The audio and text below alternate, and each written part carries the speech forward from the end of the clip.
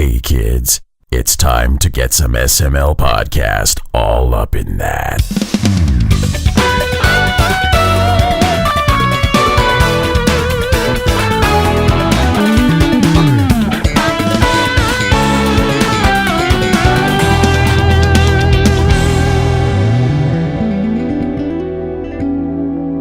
What's our sound like? What's our sound like? Our sound quality? You sound pretty good. Tom, you're a little bit quiet. I'm not sure if you're just further away from the mic. That's what I was about to say too. That better?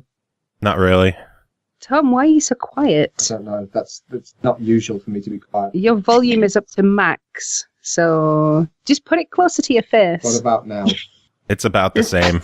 Oh my god, why? That's pretty much on my face. Yeah, like you could just put the microphone into your mouth, perhaps. Is it backwards? It's been backwards before. Oh, is it backwards? Is that better? No. There's a little metal dot on it that shows you which side is the front. Not there. Oh. Hmm. Should we call for Lewis? Lewis won't know how to fix this because this is. Well, no, we're better off with the audio engineer for this. Lewis is going to ask you if you plugged it in and unplugged it. He will. Exactly. Jiggle the handle. Yeah. Okay, let me. Maybe if I turn myself down, then by comparison, it will sound normal. Joe might be able to turn you both up. The thing is, the way it records is all three of you are on one, are all on the same stem, I guess. So, I mean, I could run a compressor and do as good as that'll let me run with it, but he still might just be a little bit quieter compared to everyone else. Just yell. Use your outdoor voice. So the thing about Prison Architect... We're getting red on the thingy now. We're getting red on the thingy. Yeah. So our volume is putting you at super loud. That's weird. I've turned a thing up, which might make your volume higher. Should we get Anthony? Yeah. Okay. I'll go and get him. You're fine. Oh, okay. So, hi, how are you? Oh, magical. How are you guys? Awake. Yeah, what time is it? It is 10 o'clock in the morning. Oh, that's like a reasonable time. Yeah. Allegedly. I would have already been in the office for 2 hours by that point. I've been up since 5, so I'm fine. Joe struggles at anything. No. 5 a.m. is morally bankrupt, and you should reassess your life decisions as far as I'm concerned. My oldest daughter has to get up at 5 because she catches the bus for school at 6. Okay, that's fine. We just need to get Tom louder, and I don't know which thingies to press. So I've got him on the max there. I've put me down a little bit, so we could maybe boost it on the other end. We'll change. We still can't hear. Like we can hear Tom. He's just a little quiet, and we both know that Tom isn't a quiet person. So, are any of these knobby things that I can make be bigger? No, because none of those will help. Have these been changed? Where did you normally put this stuff when you finished? It won't have moved. No one would have touched the settings, the knobbly bits, but I turned myself down just so we could try to balance Tom out a little bit. Really, they should be exactly the same because you're both. I think they should be the same.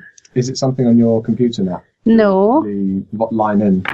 No. Is there only one line in? Yeah. Oh, it's just through USB, through the mixer. One of those. What if I do this whole thing with like a whisper like this? and I'll shout. Yeah, and then it'll sound really weird. But we're not live. No, we're not live. We are chatting. You sound to like you. Oh yeah. Yeah, we've got our lovely. We've got Cole and Joe on the other side of Skype here. Hi. When I came in. Oh no, you could probably swear. Oh, you can definitely swear. I will swear at least 47 instances to say fuck. That's fine. Sorry. Is your podcast a sweary podcast? Or? Yes, we are a sweary podcast. Oh, that's why they let me there. That's great. That's good. Because we keep having to put our mixer streams back up to like mature because Tom accidentally drops F-bombs left and right. Well, now he can intentionally drop F-bombs left and right. Can I drop C-bombs? No. Say whatever you like. So, yeah, that I can say whatever I like. That's not true because I will emotionally abuse you after the call if you embarrass us. I hope you emotionally abuse him during the call. Yeah, well, that's normally how the streams go, so I'm okay with it for podcast purposes. I kind of want to keep all of this in the show of just like all the.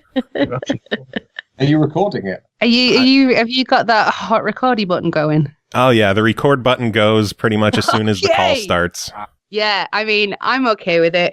The directors might not be delighted. We've learned that some of the best. One second, guys. Anthony's asking me a question. Is it your chum on the side who said I can't hear Tom? Yeah. What about now? Okay, we're doing a suit. Tom, do you say some things at the mic? My name is Tom, and I am the best game designer since Hideo Kojima. And was that still really quiet, or? It was still a little bit quiet, but it's good enough.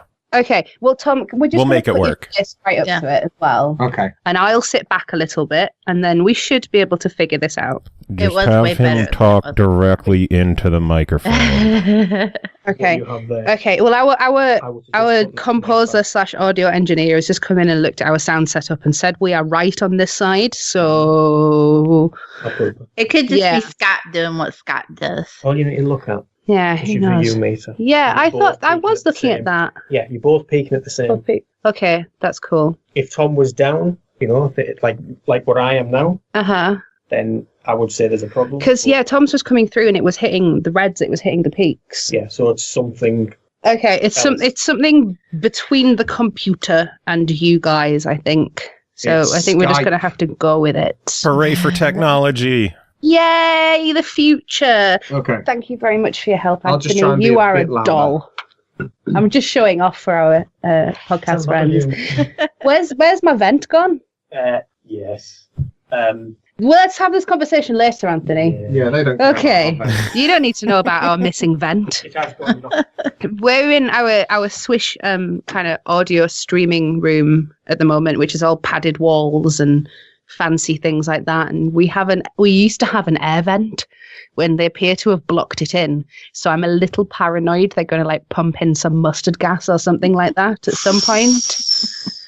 That'll get some good headlines, though. Jesus. Yeah, it would be a bit much for people to do that to us, Tom. Yeah. I'm in agreement with you. I think it's just because Anthony hates all forms of noise because he's our audio engineer. And he just wants, he wants to be in a room with 50 layers of soundproofing around him. So things like air vents and everything he hates. Ooh, what he doesn't consider, though, is that when you are streaming in this room, it gets really fucking Oh my God. You can't put the air conditioning on because it goes... and it messes up your recording. So, oh well. Yeah. We'll just die here. Okay. We should probably start being professional. We should really, yeah. But why? Yeah. Actually, you raise a very good point there, Joe. This is the most unprofessional podcast to ever reach 400 episodes. Probably. That's a really impressive number of episodes. Congratulations, guys. It's not because we're good. It's because we're bored and persistent. Persistent, yeah. Oh, well done for being bored and persistent. Yeah, I mean, the Beatles only had so many hits because they released 12,000 songs. So everyone knows that. Everyone knows that. If you keep throwing spaghetti at the wall, eventually it sticks. Yeah. Eventually, you'll get a number one hit with that spaghetti. I like that we're playing cute with spaghetti as opposed to shit. I mean, yeah, spaghetti. Sometimes my mom's side shows, even though I say fuck a lot. Yeah, I have a similar.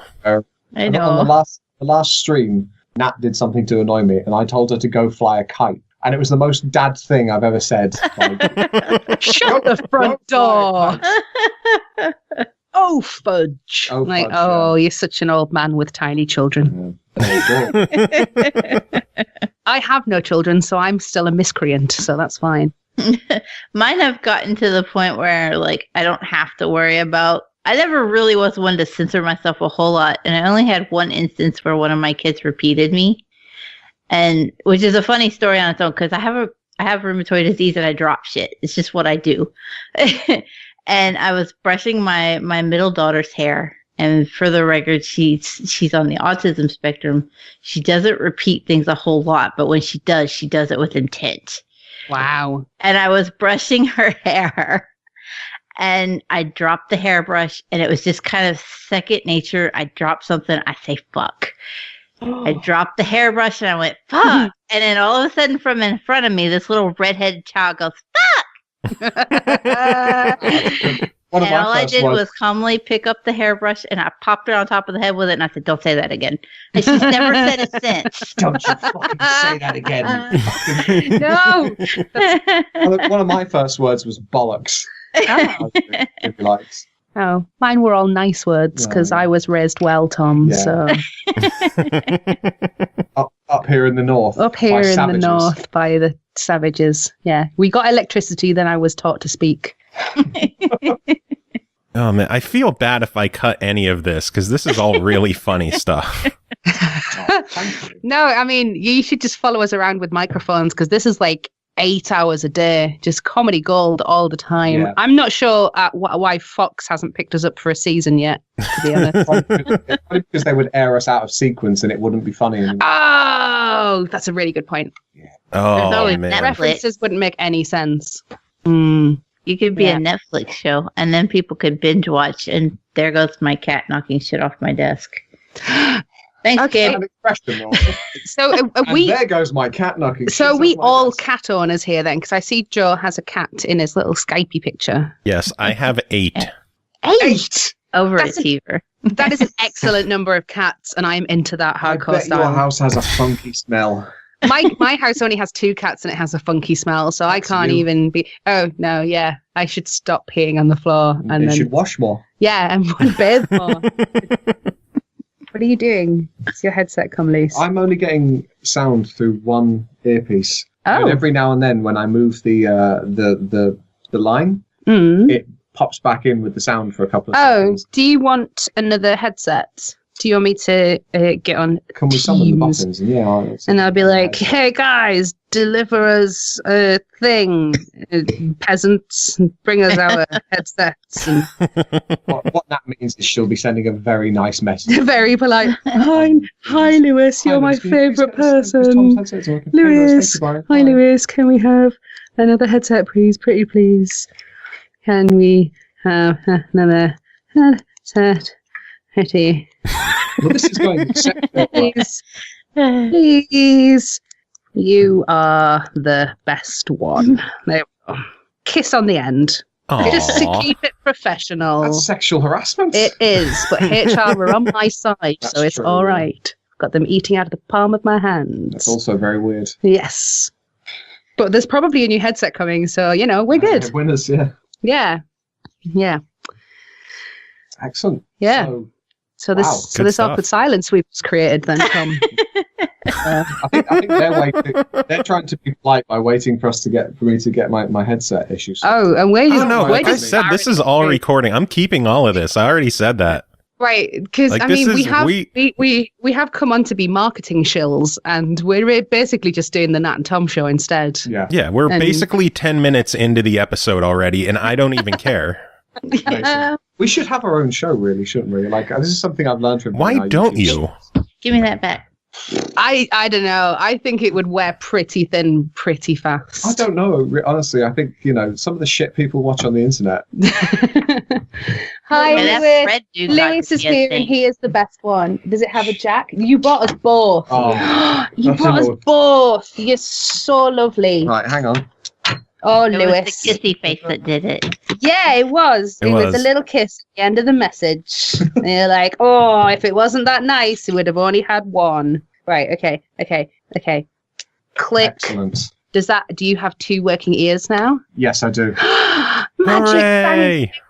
You're super loud now. Oh, do you have a little volume doozy on your doozy? Cheers, Lewis. Bye. No, that's fine. I'll just be deaf by the end of it. Oh, that's fine. Okay. Man, there have been a lot of guests on the show this episode. Yeah, we had an audio engineer. We've had our favorite IT guy. Did you think you were going to have this many guests? You were just like, we're just going to have Nat and Tom. And we've got we've got Christopher Walken coming through any second, and I'm pointing at Tom, hoping he can do a Christopher Walken impression. And looking at his face, he definitely can't. I'm getting performance anxiety. No, please don't try it. I already feel sick. That's my go-to Christopher Walken line as well. Oh, as if you have a go-to Walken line. Like I was being obtuse. You're just a terrible person. Yeah. Oh, shit. So, Prison Architect. Prison Architect. Just released on the Switch. Oh my god. Yeah, so, right. It's fine. Because Christopher Walken says it's fine. It's so bad. It's fine. Like, instead of just editing this video down, recording down, maybe you should just burn it and just like set it on fire and pretend it never happened. Scrub it from the Twitter mentions and just let's all go back to bed and pretend today never started. I'm down with going back to bed. That puts us on the map. Yeah, more people are going to be like, "That's a good show."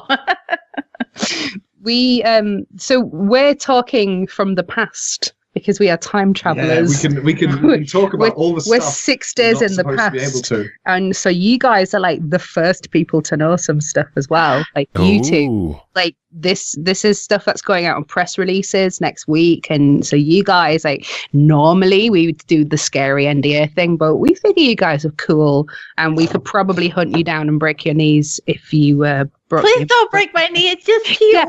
Yeah, I mean, I'm not saying we will, just we could. So keep that in mind. That was terrifying because I dislocated my knee 2 months ago and I'm still healing from it. Yeah. You want to keep it that way? Yeah. Keep your mouth shut. Yeah.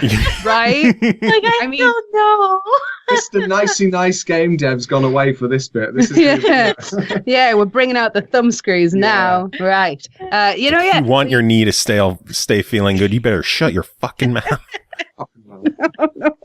This has got really dark. I'm so sorry. Does it normally get this dark, or is it just our influence? Only when we have really good guests on. Yeah. I bet you say that to all the guests. This is how you not really. Get them good game keys, isn't it? We send you all the keys. Yeah, you two were the best guests that we've ever had since last week. Got any keys? Yeah.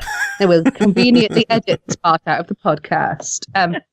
Yeah, so we're talking from the past. Yes. So at this point, everything is still a tremendous secret. But when this is out in the future, it will be the day after all the press releases have gone out and the announcements. And then, where there's a lot of very exciting things happening. And the big news is that Escape Mode DLC is out this week. Oh! Like, not the week we're recording, the future week where it's people's ears are listening to it. Yeah. When this is live, Escape Mode will be out. Yeah. Or will be out. It will be out on PS4. Yep. And it will be coming out the end of this week for Xbox One. And then very soon for Switch. And because the base game just came out on Switch to a really good reception. Really positive reception. Oh my god, I'm so happy. We are absolutely thrilled. The Switch reception. We're at 21 in the download exclusives chart. Oh wow. Like, it's 28, and then this morning it's like, it's 21. It keeps going up. Yeah, I checked it last night. We were 26. I'm like, hoo-hoo. Yeah. Because the thing is with the Switch download charts as well, they operate on like 2 weeks. So all the other games we're being measured against have been out for that 2 weeks, and we had only been out for 3 days, and we're already in the chart. So that for us is like super hype.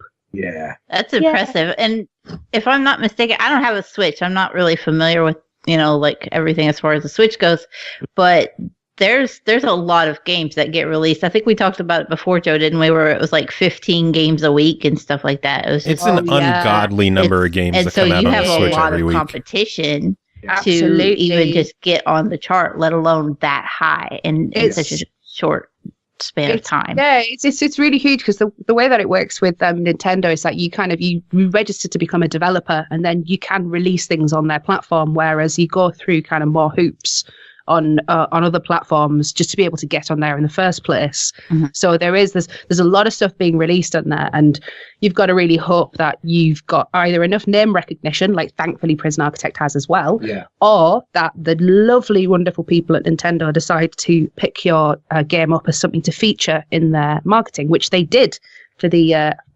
indie highlight video, and then they did that whole "this game's now available to get right now" on the store, and everyone goes, "Oh my god, secret surprise drop," and gets really excited, and the sales spike, and then we all go, "Yay, the work was worth it." Those are the best releases too, when it's just, hey, surprise, it's out now. Yeah, exactly. That's what Fortnite did at E3, so essentially we're as good as Fortnite. Yeah, this is what that means. We're probably going to earn exactly as much money as well, if not more. Probably. That's how it works, right? Oh, that's that sweet, sweet retirement money. It's retirement money. You just stop you working. Just you buy an island and just go live there and hunt humans for sport. Everyone at Epic Games must be driving golden cars right now. Yeah. Like I want one of them golden cars. I can't drive, but that's not the point. Yeah. We should probably start at the beginning, though, really quick. For the people who don't know what Prison Architect is, give us the sales pitch on the game. Do you want it? I mean, it might be nice if I got to talk every now and then. No. Okay, fine. Prison Knife fight. You can't see, but that's what we're doing. She would. I would win so hard. I'm going to make you all sit in a corner and rock, paper, scissors it out like I do with my kids. I'd be like, you can't figure it out. Just go rock, paper, scissors until someone wins. It's like that scene in The Dark Knight where he snaps a pool cue and throws it in the middle of those three guys. Like, there you go. And it's just like, oh shit. Two of us ain't leaving here. Yeah, but the difference is I came with a broken pool cue in my pocket, so I'm already prepared. Go on, do the sales pitch, Tom. So, Prison Architect is a game where you get to create and run a maximum security prison. It's been on PC for some time. We did the console port a couple of years ago, and that was quite well received because we did a buttload of work in like trying to overcome the impossible thing of, how do you take this cursor-based, heavily PC keyboard and mouse game and do it well on a controller? And, we managed to do it, surprisingly. Yeah, and it controls really nicely. It controls really well. I've even seen some people saying they prefer it. They have. I know. Every time I see that, I'm like, ooh. Every time I see it, I think, is that someone from Double 11? Like, just is that a member of staff? Just like it in, but yeah. I always feel a bit tingly when I read that. So it's the Prison Architect won a BAFTA a couple of years back, and it's been quite it's been a very like British game, I think, in terms of its humour and stuff like that. It's quite well received. Got a very sort of cult following for a lot of users. Really like they don't just dip their toe in; they really go whole hog. And a while ago, on the PC version 1 launch, they released escape mode with it, which was, turn it on its head. You get to play as a prisoner. And that came out just before we released the console version. Yeah, middle of 2016. Yeah, and then ever since we released the console version, or ever since that came out, in the run-up to the console release and after, all we had was, where's escape mode? Give us escape mode. So now we're releasing escape mode. Yeah, 2 years later. Yeah, and hopefully people will be happy with that. Yeah.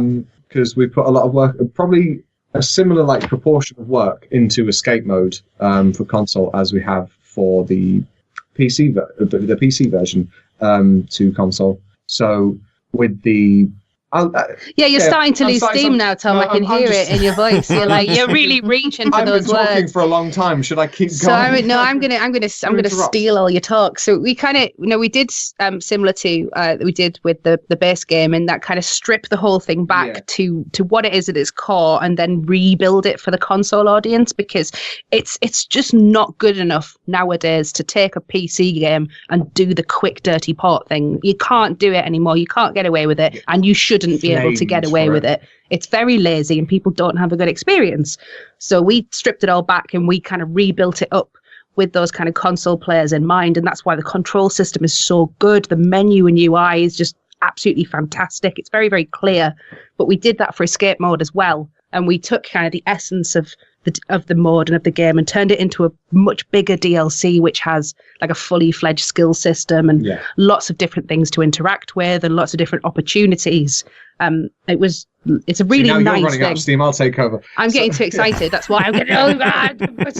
We'll just ping pong back and forth for a bit. You guys just sit and chill. Yeah. Hey, works for me. I got a drink here. I got some snacks. I'm just gonna pet the cat and listen. You got your goldenrod weed. You're fine. Is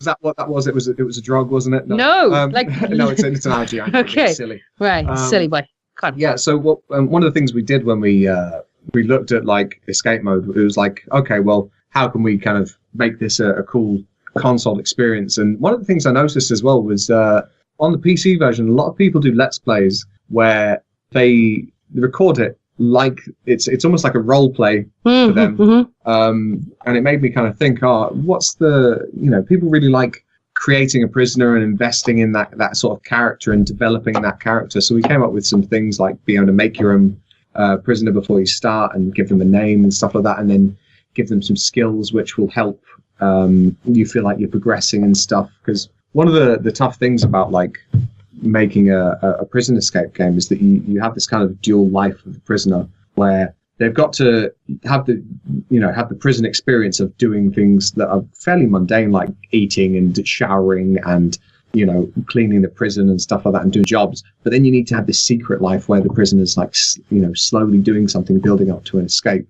So we tried to do that with the skill system where like, if you couldn't get to a certain place within the prison because there was CCTV cameras all over, you could develop your sabotage skills so that you could, sabotage those CCTV cameras. No one will notice for a couple of days or whatever before they get repaired. You can go in and get the thing that you need, and then that can, that's part of your escape plan. You build up from there. Also, you can steal bacon to bribe dogs. This is like It's you like- bang on about this. I put this in as a joke. It's my favourite thing about it. You can bribe dogs with bacon and they will just ignore all of your shit for 24 hours. It's so good. Honestly, as far as I'm concerned, we should just release a whole DLC about bribing dogs, because that's great. I really want to put a cheat into the game where you can turn all the dogs into different dog breeds. Oh, That would be super cool. yeah. It would take a lot of art.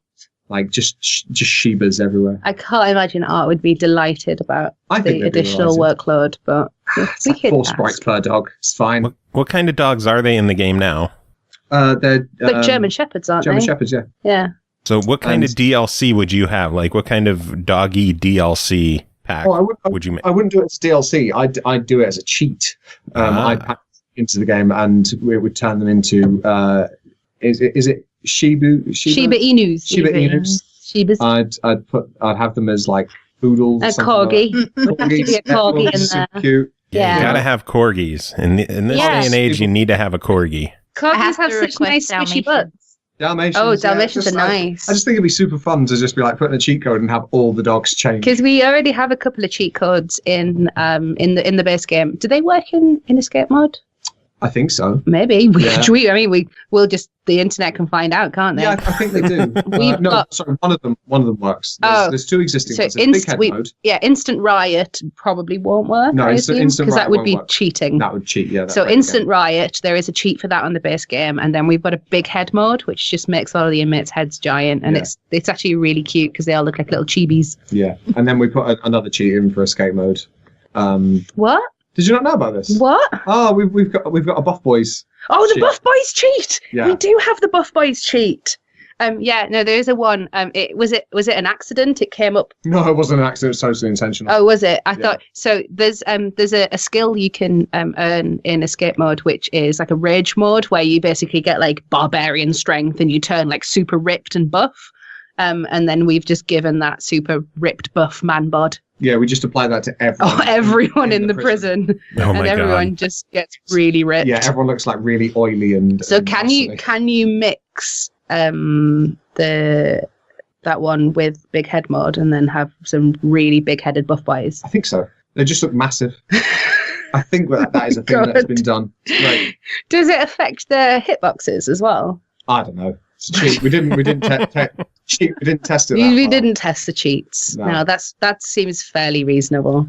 Yeah. Am I gonna like sneak out, like drop some Twitter images with all? Are we just gonna expect people to figure out what the button presses are? No, they probably won't figure it out. So yeah, I'll give you the cheat code. And you can tweet that out. Yeah, why not? Yeah. You could reveal it on the show, and it'll stay secret forever. I would love to do that, Joe, but I can't remember it. It's like 12 buttons in an order, and that's, I think it's you hold Y. Yes. And then you press left, right, LB, RB, LB, RB. And then something. It might be hold Y, left, right, RB, LB, RB. Yeah, RB. one of these versions will self-destruct your console, so try it. No pressure. Still totally worth it. I'll give it a shot. Yeah. But yeah, the Buff Boys cheat is quite fun. I'd like to put more cheats in the game, actually. I think that'd be fun. I miss it. I miss the days of many, many cheats and exploding cars and all that sort of nonsense. GoldenEye Big Head mode or it's just the GoldenEye cheats menu. It's just a thing of I've literally never played GoldenEye. Oh, get out. But we did just find out that Oddjob is now officially cheating. Yeah, I saw that yesterday. Yeah, that's like rocked everyone's come on. It's anyone that, that's actually played GoldenEye knew Oddjob was cheating. Well, yeah, or anyone who's ever read anything on the internet ever. Complex. People have so many feelings about it. Complex, power weapons, no Oddjob. I feel like I don't need to ever play it because I read so many opinions about this game. And I'm probably okay. There's only one opinion, and that opinion is that it's amazing. Yeah, I've heard that. And it was amazing 20 years ago. I don't think it holds up as well as most people think. We leave out that part, Joe. We leave out that bit. That's the unspoken bit.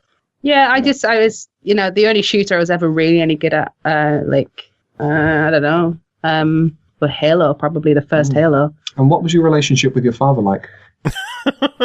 Positive, but we played Bullfrog simulation games, so... And how did that make you feel? Well, what's going on here? I don't know. You're going down memory lane, and I just feel really very much weird. like I'm Fraser Crane here, like radio psychology. I mean, we can have a true moment if you want, but I feel like it probably wouldn't be entertaining for a podcast audience. Okay, fine. So escape mode.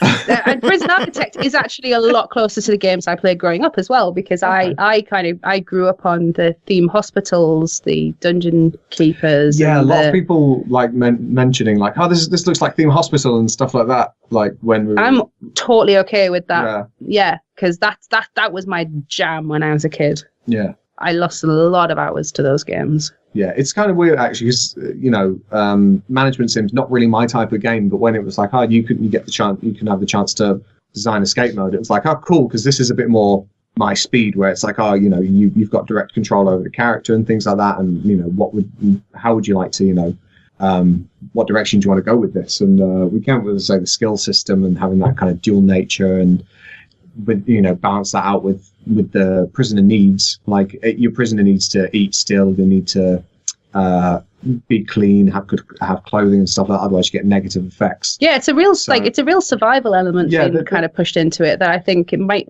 get a little overlooked by some people until they pass out in a tunnel and wake up in a medical bed and their tunnel has been filled in by guards. Yeah, or like we do stuff to like let the player know, hey, you're smelly. Go have a shower. Go have a shower. Yeah, I actually quite like. We actually have a sprite for a person in a bathrobe give you this advice. He's just like, hey man, he's getting in a towel and everything, and he's just like, what's this half naked dude popping up? He's like, hey man, get to the showers. You stinky. Otherwise, the guards will be searching you all the time. Okay, yeah, thanks, half naked man. Yeah. The best advice in life comes from half naked men. Yeah. That's not advice we want to put onto the internet, is it? Of course it is. If you're ever stuck on a question, just go out into the wild and find a half-naked man, and he will give you the most sage advice. Yes, they're like hermit sages. Yeah, exactly. Not homeless people. No. Yeah, so we had those systems in there, and then we had a ton of fun, like just creating the character text boxes. One of the things I didn't like about the way the original was handled was that sometimes a guard would just come up to you, grab you, and put you in your cell or whatever, and you'd be locked up and you're like, I don't know what I did. So we put the conversation boxes from the main game in so that you know, if you do something wrong, the guard will tell you what you have done wrong.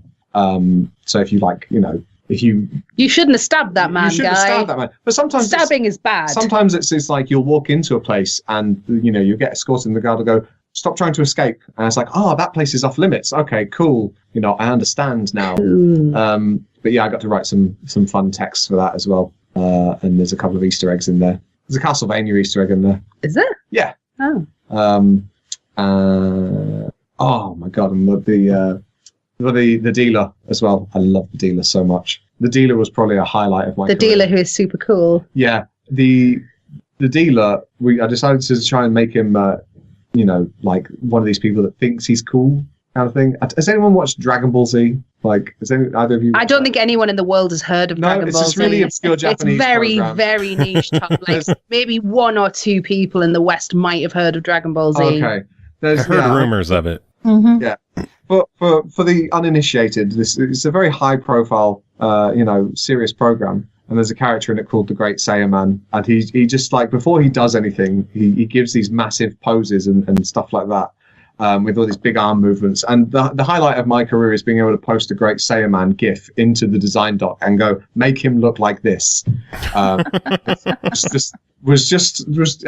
put that GIF in and I was just like, yep, I'm done. So is that the reason you gesticulate like you do, Tom?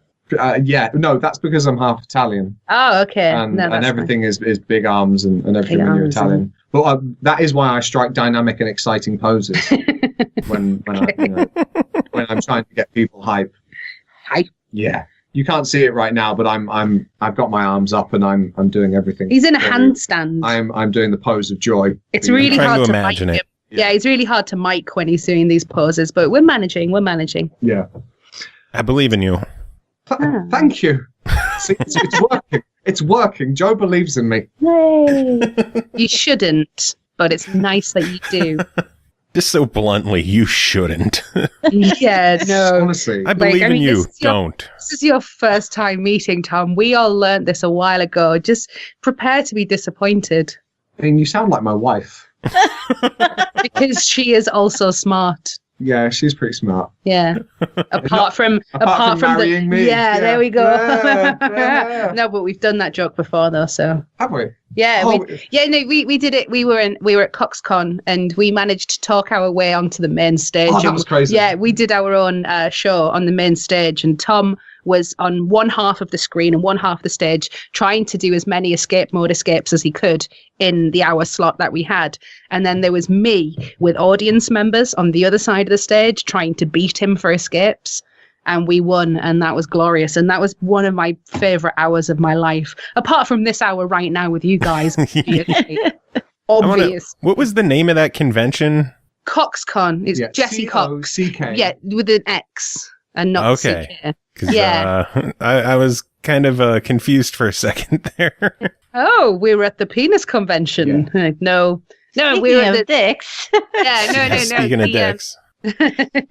No, that was fantastic. Jesse Cox has a little small convention. You make him sound like a magician. The fantastic, the amazing Jesse Cox. Yeah, he could. Voila. He could be that masked magician dude who spoiled all the secrets. But didn't he take his mask off one year? Anyway, that's not important. Yeah, and he was just like, who the fuck is this guy? It's this so he has this really sweet little convention in this place called Telford in the UK, which barely anyone in the UK has even heard of. Jesus, don't go to Telford. But the convention is great. And actually, the restaurant selection was also fantastic. The restaurant selection was good. When you got to Telford, it was all right. We were getting to Telford. It was just like, let's go down this backwater country lane and get stuck behind a tractor for a million years. But anyway, because he's got some amazing people on other streamers and influencers come down, and they have panels, and it's just a massive group of fans who all know each other, and it's really nice and really sweet, and the way they all speak to each other is just really lovely and supportive, and they're really into rubber ducks because of some weird in-joke. And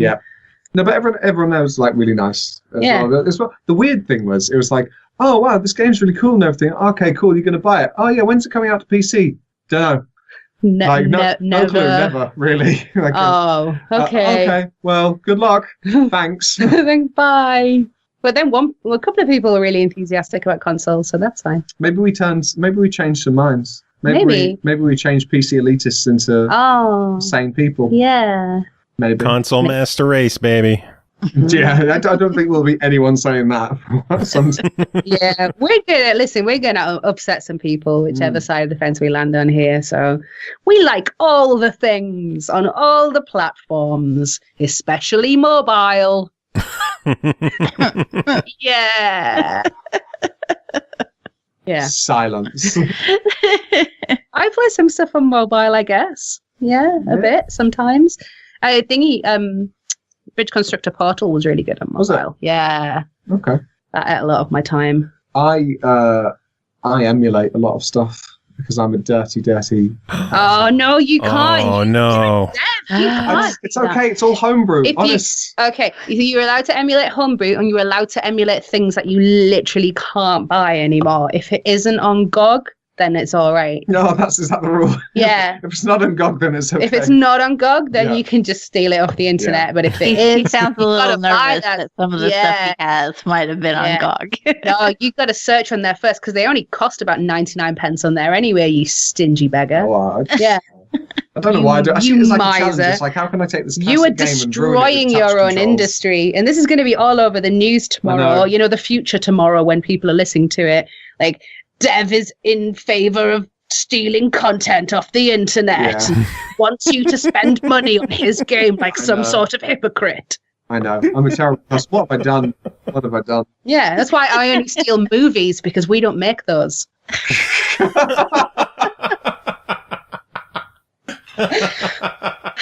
So that's okay.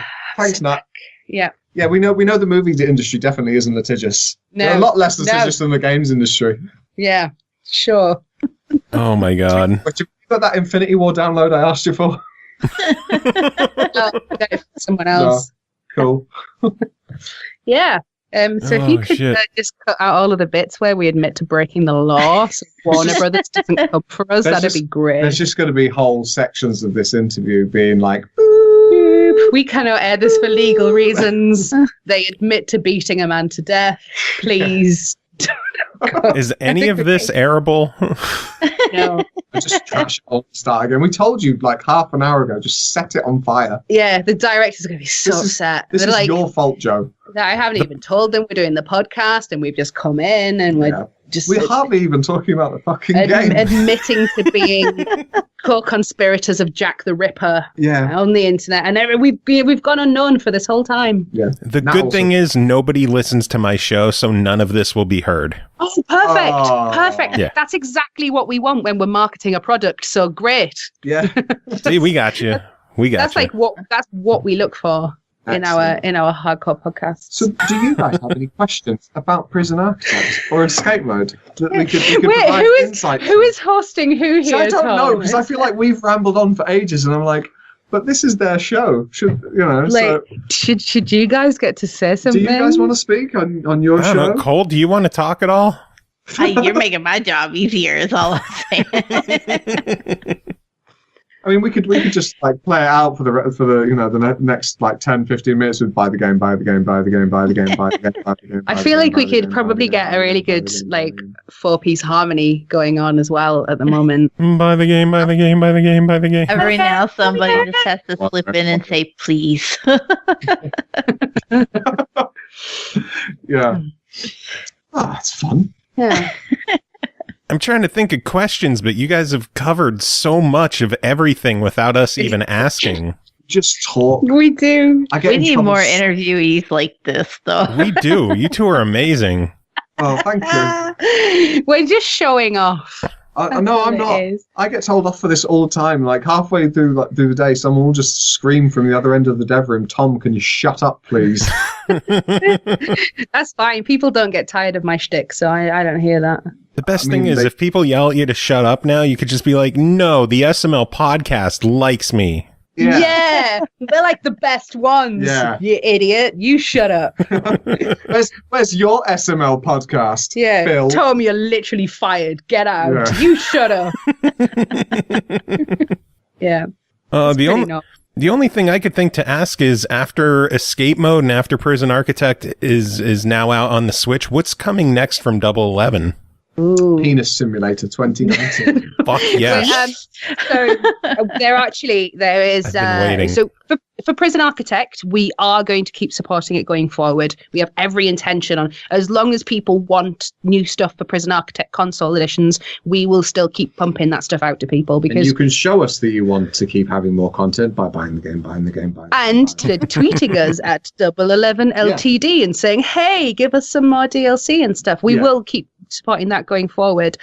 We have a big old project coming out towards the end of the year, which we are not allowed to tell you about, unfortunately, which I would love to start screaming from the rooftops, because I'm really excited about working on it, but we unfortunately cannot. That in itself has repercussions on what we can actually do with Prison Architect and everything like that, but we do still want to keep doing Prison Architect stuff. There's a very strong want there. And we live it. The audience is very engaged for it. They just want more stuff all of the time, because there's people playing it now who've been playing it since it came out and since it went out on early access on PC, who have bought it on different consoles and keeping going on it. And I'm hoping that what I think, by the looks of it, I think will be a successful Switch launch, will give us more reason to, we always have to look at stuff and say, is this feasible and everything, but the Switch launch I think has gone well enough that we can reasonably keep supporting Prison Architect. But there's also other stuff coming, Nat, that is to do with Prison Architect, which will be announced in the future, which we haven't mentioned yet. We are in the future.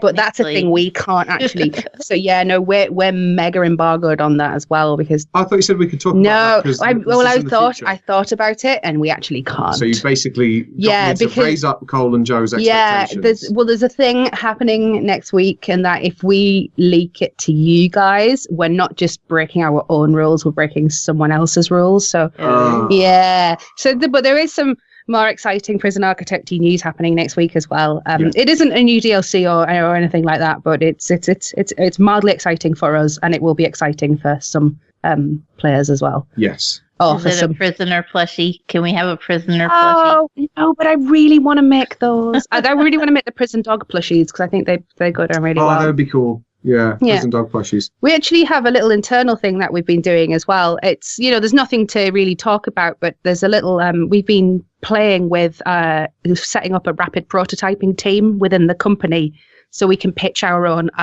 game ideas, our own IPs. And I think, how many was it we did in the last round? Was it 8 games or something?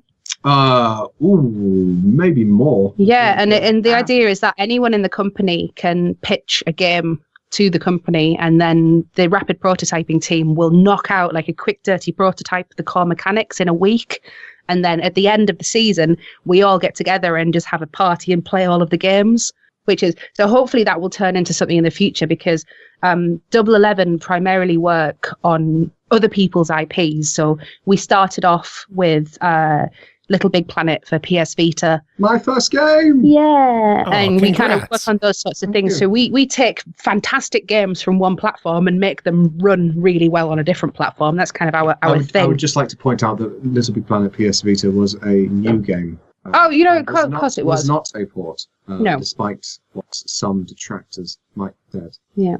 It was wholly original, despite the fact that it initially started as a port. It started as one thing and then became a thing of its own as well. But that at the moment, that's kind of primarily what we do. A lot of our bread and butter comes from Goat Simulator on console. Hang on. I've got a Little Big Planet thing that I don't think anyone knows about. Oh, okay. There's an Easter egg in Little Big Planet Vita that no one has discovered. Oh. That I'm quite happy to just blur out. Go on then. Let's hear it. There's a saw blade,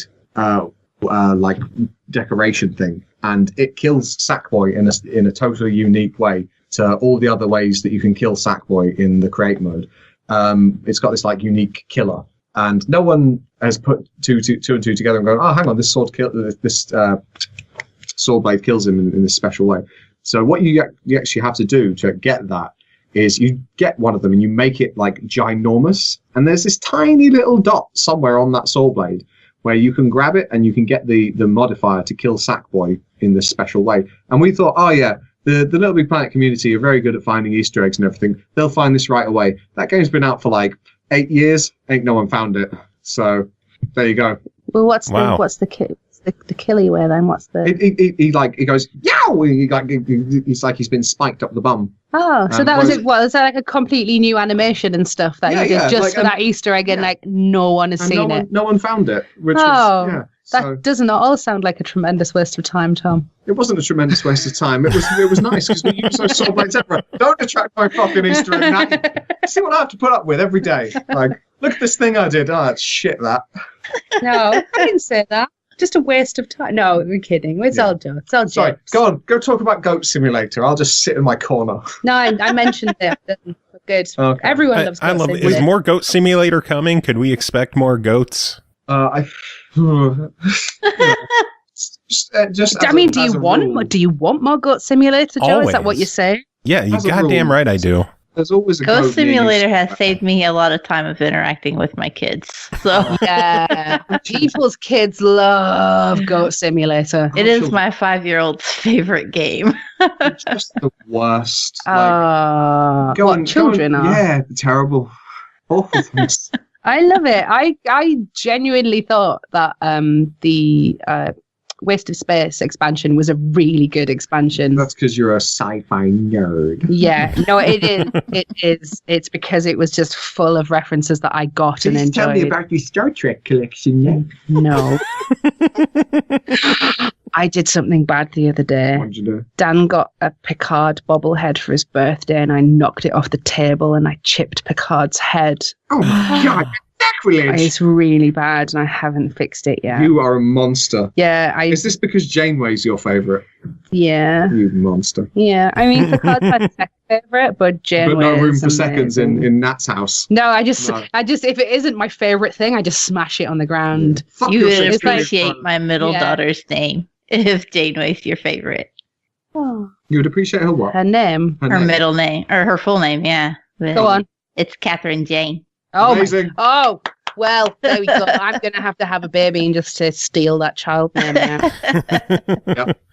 Yeah. I mean, that sounds like a lot of effort to go. I think that's also the first time I've ever mentioned my kids' real names on the show. Oh, no, you just doxed your own kids? No. Yeah. Because I always refer them as 1, 2, and 3. Child 1, it is dinner time. Please go and clean your hands. It's just number 1. Number 1, number 2, and number 3. That's a great name, though. You should be very proud of yourself. Yeah, I am. I like it. I approve wholeheartedly. Because she was my favorite captain, too. So. Yeah! Does that mean that's your favorite child? No, I don't have favorites. I have a favorite Although you wouldn't believe me, the other day I was putting them to bed and I was like, whoever's the last one in bed gets a spanking just as a joke. And number 3 just like pops up, and remember, she's only 5. And she's like, "You can't spank me. I'm your baby, and I'm your favorite daughter." And I was like, "Wow, wow, that is some impressive emotional manipulation for a very young child." What do you do in that position? Because if you tell her she's not your favorite, you're gonna hurt her feelings. But if you tell her she is, the other 2 hear you. You just put them in a room all by themselves and shut the door. You just give them broken pool cues and tell them to fight it out until one favourite is left. Call back. Dark Knight was a parenting guide. Yay. Oh my lord.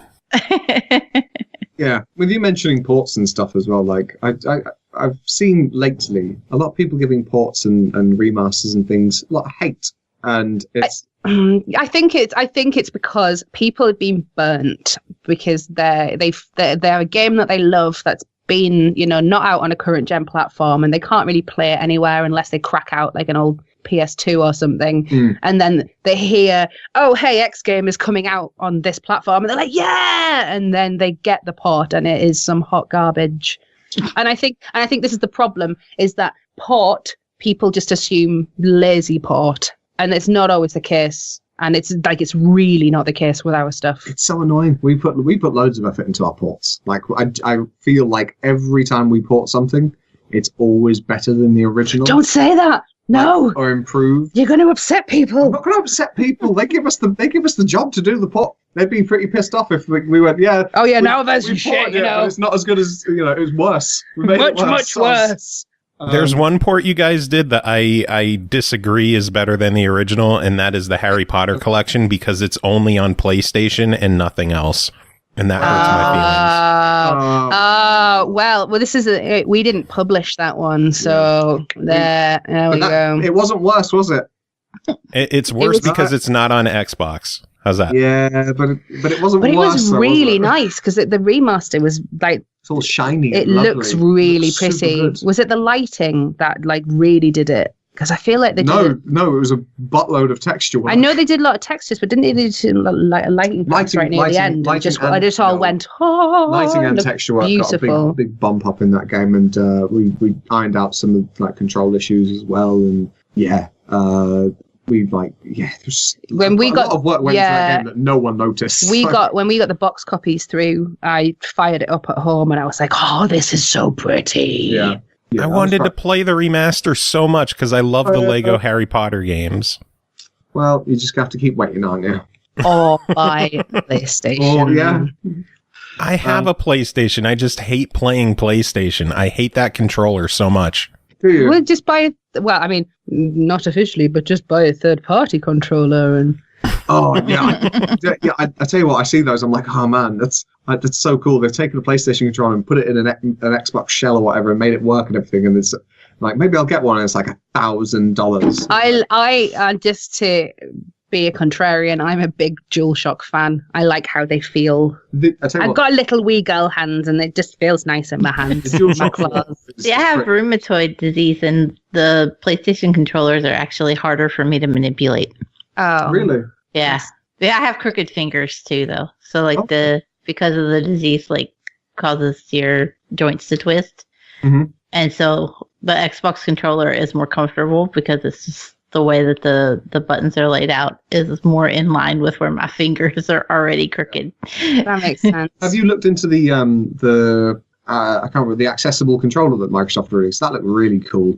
We did an interview with the head of Apple Gamers about that, but I don't have any plans to get the accessible controller just because it's a little more excessive than what my current needs are. Oh, yeah. Did anyone watch the video or the GIF of the unboxing for it? That was amazing. Oh, it blew my mind. What do you do? So it doesn't, it's brilliant that the controller itself is about accessibility, it's about usability, and it's about if you don't have your full hand motion, you can use the controller.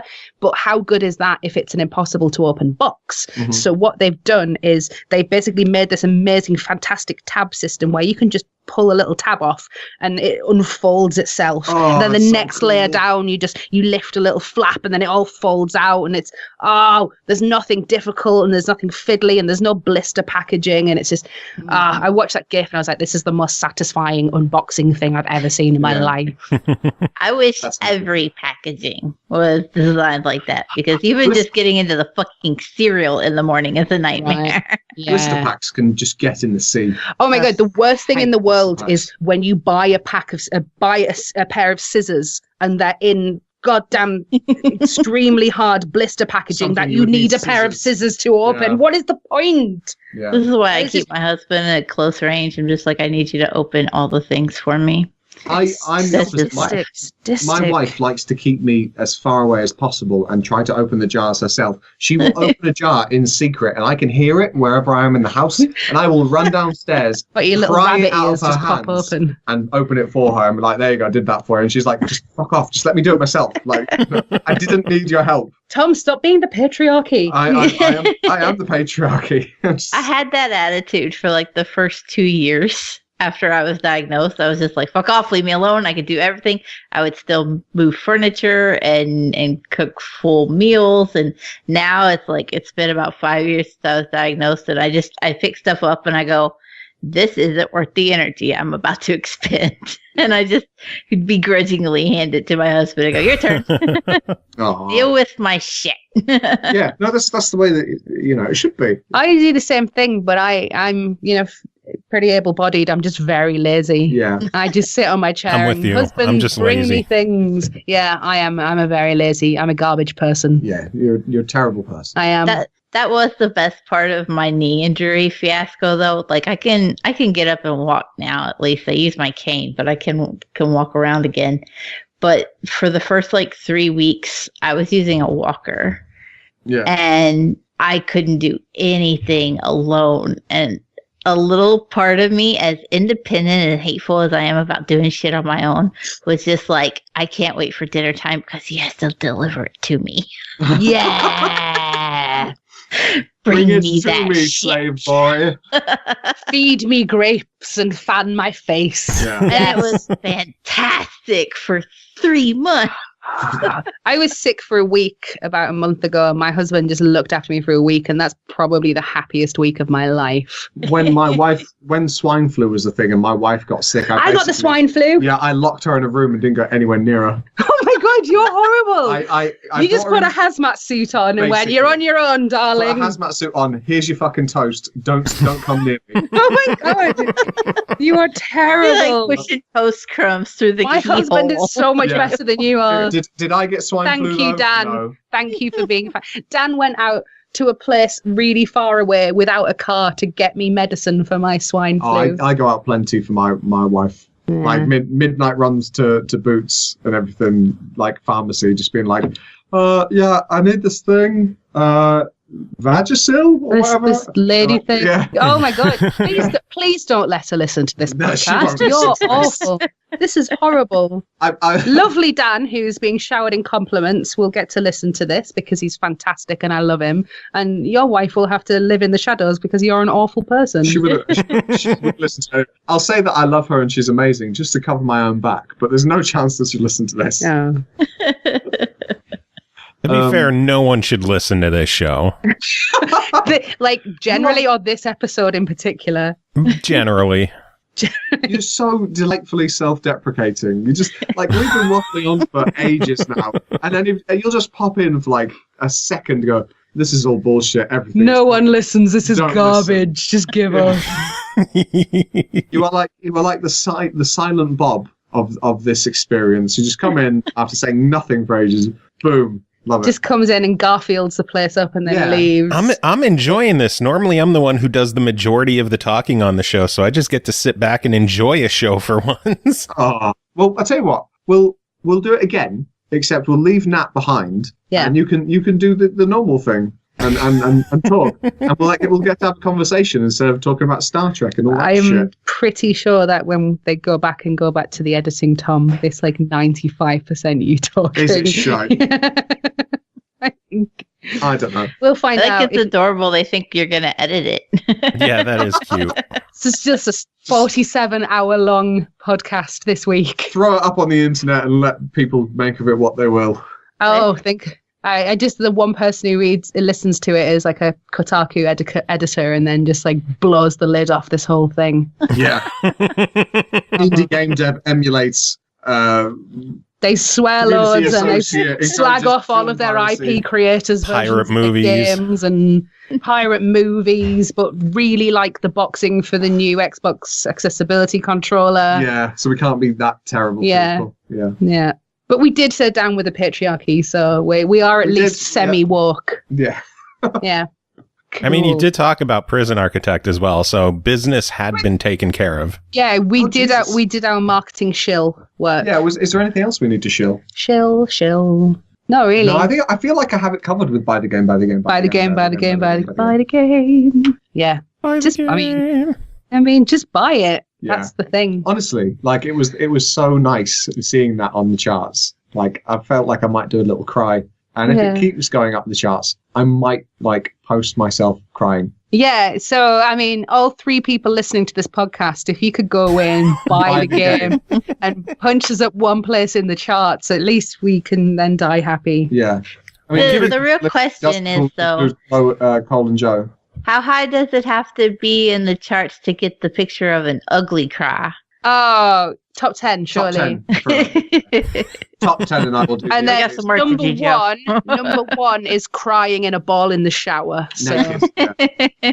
but strategically covered with legs and shampoo bottles and stuff. Yeah, it's got to be tasteful. Tasteful crying. Oh Yeah. God! And this is not going on the main work Twitter account, by the way, because I would like to keep my job. This is like we've done so many like teen-rated videos and Teen streams. streams. This is just like 6 or 7 streams worth of pent up filth and fire coming out now. Just like, shit, fuck. I know. Listen, I know they said you're allowed to swear, but it still makes me clamp up and go like, no, you're breaking all the PR rules, Tom. You're not screen ready. I'm definitely not screen ready. I look like shit. God. Oh, my Lord. This was a mistake. This was a glorious mistake. Yeah. This was, and I am so happy it happened. Anytime, man. Anytime you want me to just sit and talk. Yeah, we'll just come on for an hour every week and just be horrible to each other if that's what you want. I'm about to lose my job as co-host. I'm about to lose my job as host. What are you talking about? So welcome to the Nat and Tom show. Nat and Tom podcasting together. That's the theme tune. I'm going to record that. I'm glad you did the theme tune because as we learned on our journey to CoxCon, every time I do a theme tune or a song, it's to the structure of "Make a Man Out of You," but from Mulan. Yeah, no, it is. Yeah, no. Now it's time for Nat and Tom on the SML podcast. Yeah. Well, you have a composer in house. See if he could whip up a theme song for next week. Oh, Jesus Christ! Jingle, yeah. We need a jingle. That would be the next career highlight, not the Great Saiyaman gif. It would then be right. We need to do our own song. It's got to be like "Make a Man Out of You" from Mulan. It's got to be. Let's get down to business, guys. Yeah. Okay. This is just weird. Yeah. This is bringing up a lot of weird feelings for me.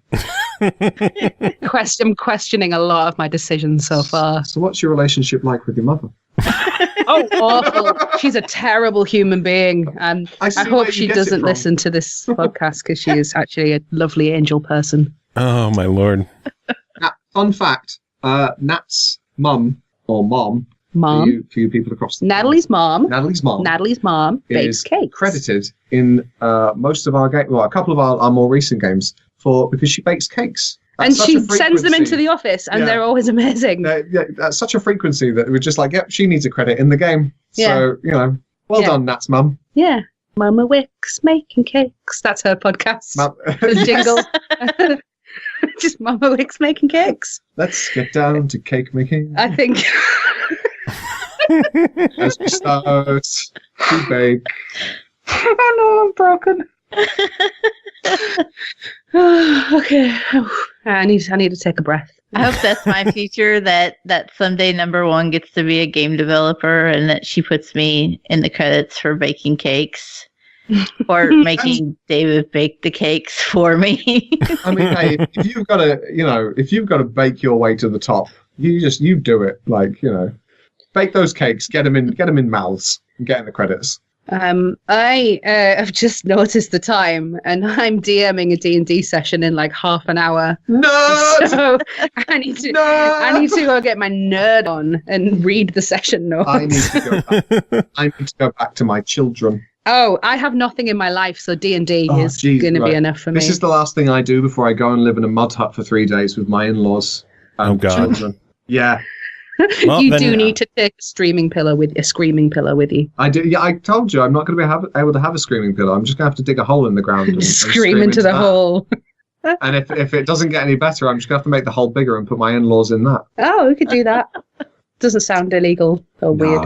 I mean, the copper might ask, but if I tell him they were my in-laws, I think he'd understand. Yeah, that makes perfect sense.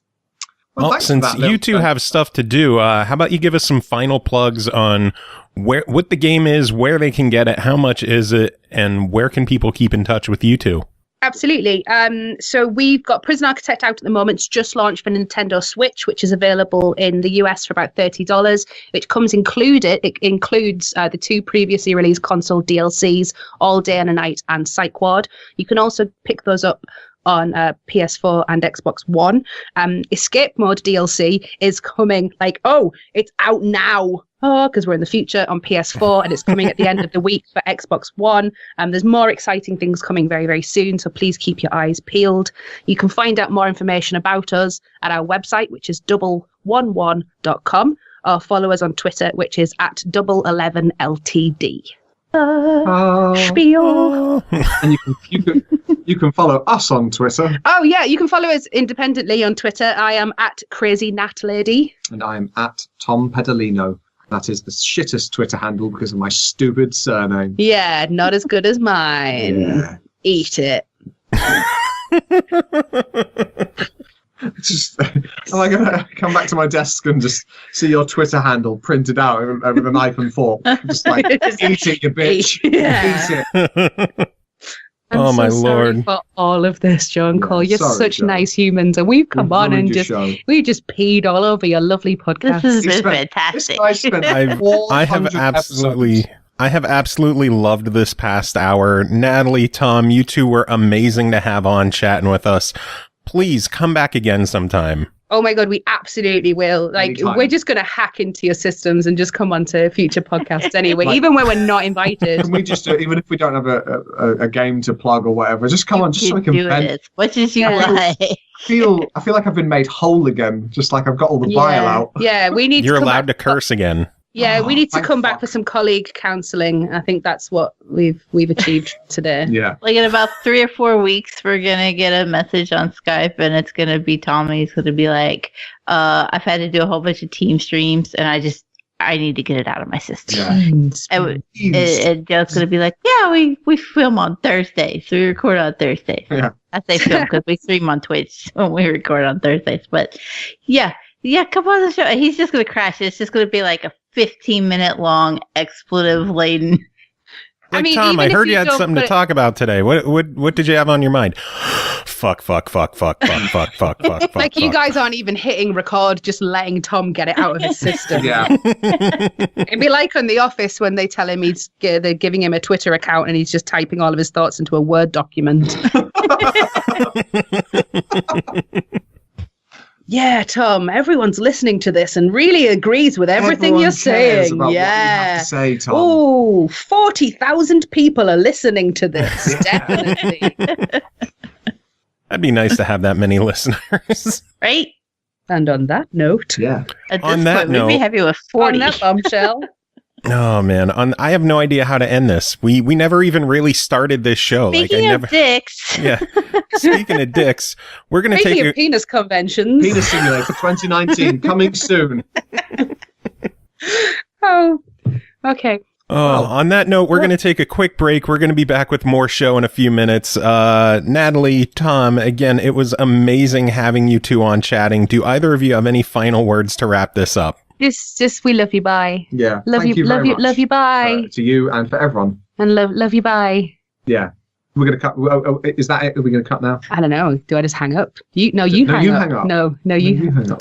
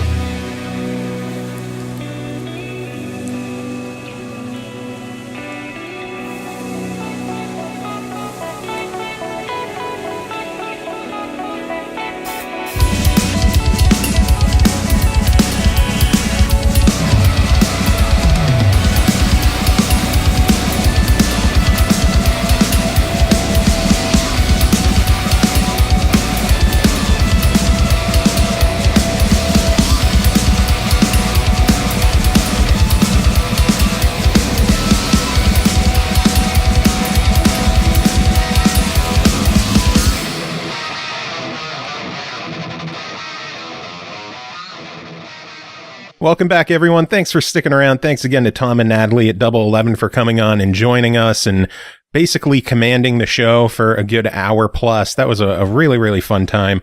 We do have more show to take care of, though, and we're starting things off. Pernell Vaughan, you're here. How are things going? Doing okay, though. Now I hear you had a Double 11 on the show. You should have had me on for a solid 24. I love mathematics. Having a good time. Just summer is doing its thing, which is surprising me because in my recent memory, I always felt like summer, it got hot and stayed hot from like June through, and it kind of, I would say, at least tapered off in August, not necessarily stayed hot, but just tapered off. Now I feel like we're getting the hottest time now. This is the hottest day I feel like we've had all summer. It's the comeback. Yeah, I don't know. I'm still here, but it's just weird. Is your phone acting up again? I don't know. I didn't. Maybe it's not. Maybe it's all in. Maybe it's all in the air. Maybe Summer heard us talking about it and got really pissed off. Maybe Summer's like, listen, you bastards, don't you dare shit talk me. I'm working real hard here. I'm sweating bullets, sweating profusely as I try to make this season work for you piss ants. And this is how you repay me? No, I'm making you sweat profusely, trying to bring the season to you piss ants. In a nutshell, Papa Summer. Oh, man. But it's toasty. It's way too toasty. And my AC bill's getting up there. But otherwise, I've been playing some good games and trying to make sense of new good games and buying too many board games that I haven't played. I can tell you, I created a list of all the board games I own. It's too many. And then I broke it down by games I haven't played yet. If you thought my video games was bad, oh, dear God, no. Do you want to hear my list of board games? 0. Hero Quest. Well, Hero Quest is a great game, though. Goddamn right it is. That's the only one I have, and I'm okay only having one. Yeah, I can't fault you for that. I played a friend's copy of Hero Quest, and I loved it. I just got a copy of Rajas of the Ganges, and Sorcerer in Stones, and then a Mystic Vale expansion. There are too many board games. There are too many video games. There's just too much entertainment in this world. There are too many games.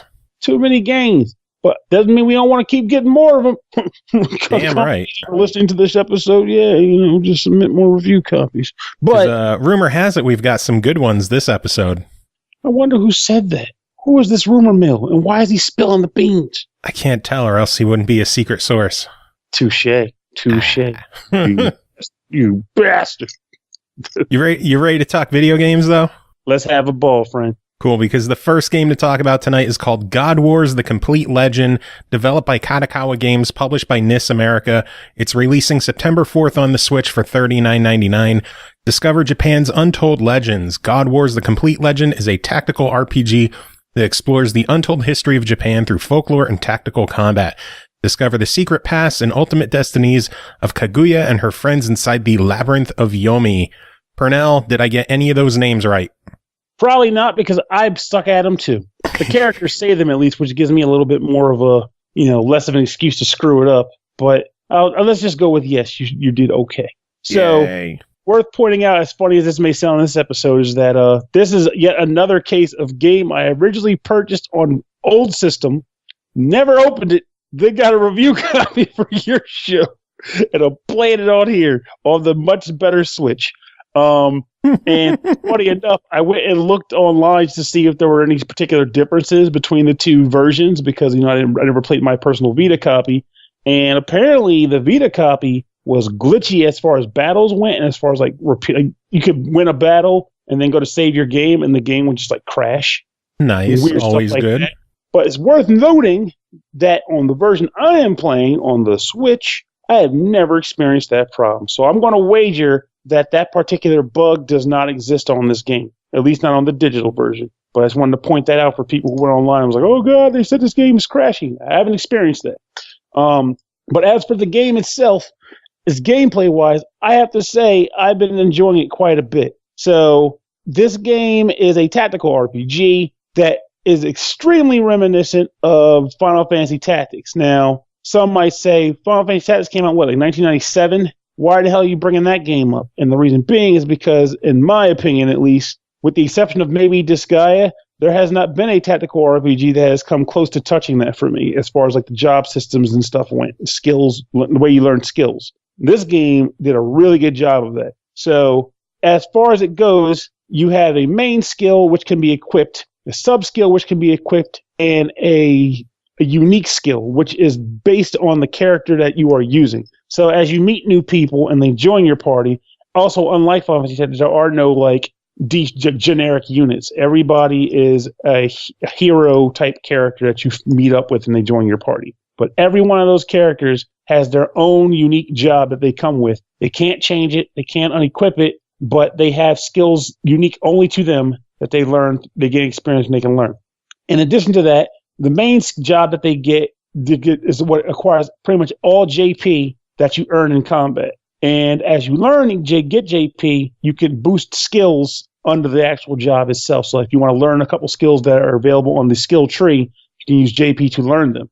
And then depending on the skill you learn, there may be level event that says that once you reach level 2 of this job, you can unlock these advanced skills that exist on that skill tree.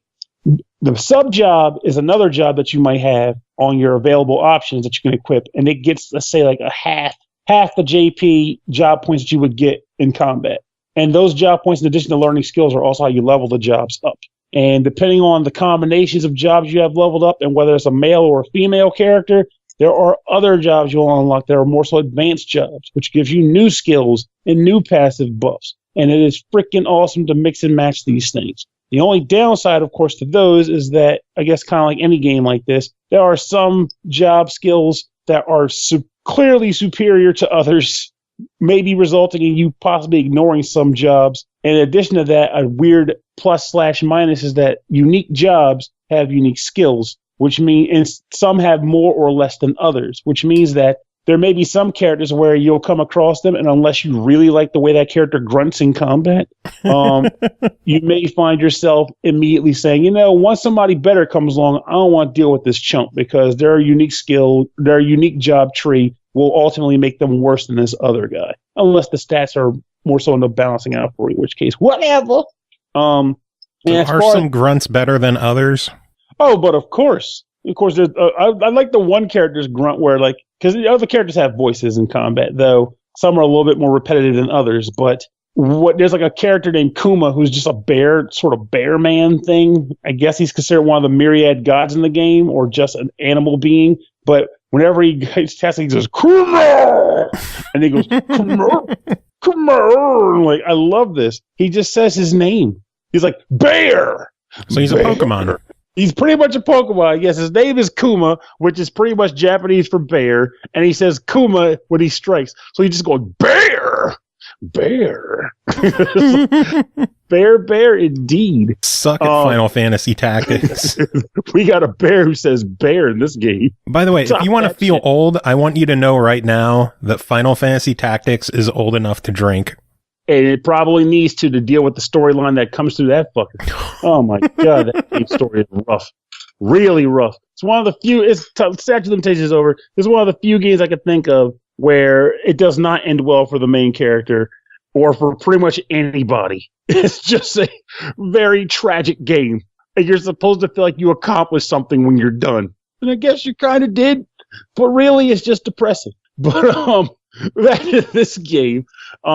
Map exploration involves you going from a series of points on a map. So as you need to get from location to location, you will pretty much click on the new location on the map and your character will walk there. Every once in a while, though, a new location will pop up in the middle of the route on your way there, surprising you with a bump.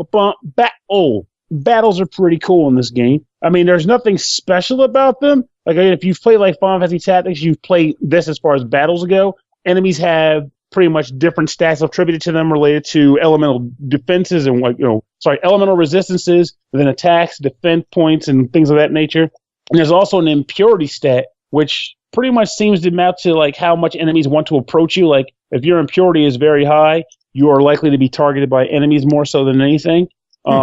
That's the vibe I got from impurity. So it's like, raise your impurity. Like, okay, now everybody wants to fight your face. Oh, fudge. And then there's a skill that some skills will let you lower impurity, which I'm assuming is the opposite, where it's like, okay, you take the aggro off of this guy and they'll go attack somebody who has the next level of impurity down or something like that. But It's just a genuinely quality game. I enjoy playing around with it. I like the fact that it is, as far as combat goes, it is very traditional as far as like dealing with elevation in the sense that physical attacks do more damage if you're higher up on the terrain than the other guys. There are terrains that will make you walk, take up more of your ability to walk. So if you have a movement range of 3, but if you go over the wrong terrain, it might take double the movement to get across it. Or you might have like a certain stat, like a jump stat requirement to jump across a certain like area of land, like across a river or something like that. I like those things. I enjoy the fact that random encounters, which is usually the way you level up your characters in combat, aren't so much a thing in this game. In a lot of strategy RPGs like this, in order to initiate random combat to do some grinding, you have to walk back and forth on the map in hopes that a random encounter shows up. But what this game has is shrines. There are different shrines scattered throughout the world that you could come across. And when you come across them, they offer you 2 different things. You can either worship, which is where you drop money to donate to the shrine. And when you do so, you'll get a temporary stat boost, good for like 1 or 2 battles. 1 battle. And as you donate money, you'll slowly increase a general pot for the shrine. And as you once you reach like goals, you'll level up the shrine and the benefit for donating to the shrine will increase. So you're giving them money to get buffs, but the more money you give them, the better your buffs eventually become. So it's kind of a nice little thing that you feel like you're not just giving money away. It's actually going towards a greater goal, better buffs. Yeah. And the other thing you get is jobs in the sense of like job requests. So instead of having to deal with random encounters on the map, you'll go to the job center. It'll say, hey, we need you to take out these bandits that are on the road. Do you want to do it? You'll get a reward for it. And here's a recommended level to accomplishment. You go, yes, let's do this. And they'll just immediately take you to the battle. And it'll be a bunch of jerks you can kick the crap out of and boost your stats up so that you can kind of level up and grind as you need to without having to kind of walk in circles hoping for some, meteor chopping chocobos to show up and murder everybody. It's kind of nice in that way. It's easier to actually kind of control who you're fighting too by doing so. But all in all, I've been enjoying the game. The plot hasn't necessarily been like hooking me, like making me want to jump through hoops for it, but I do like the characters enough. I do enjoy playing around and seeing what's happening. It starts out simple enough as far as like the game goes. Your main character is one of the main characters is about to be sacrificed, and or not about to. She's in prison with the intent to be sacrificed, and you rescue her. That's Kaguya, the girl you mentioned earlier.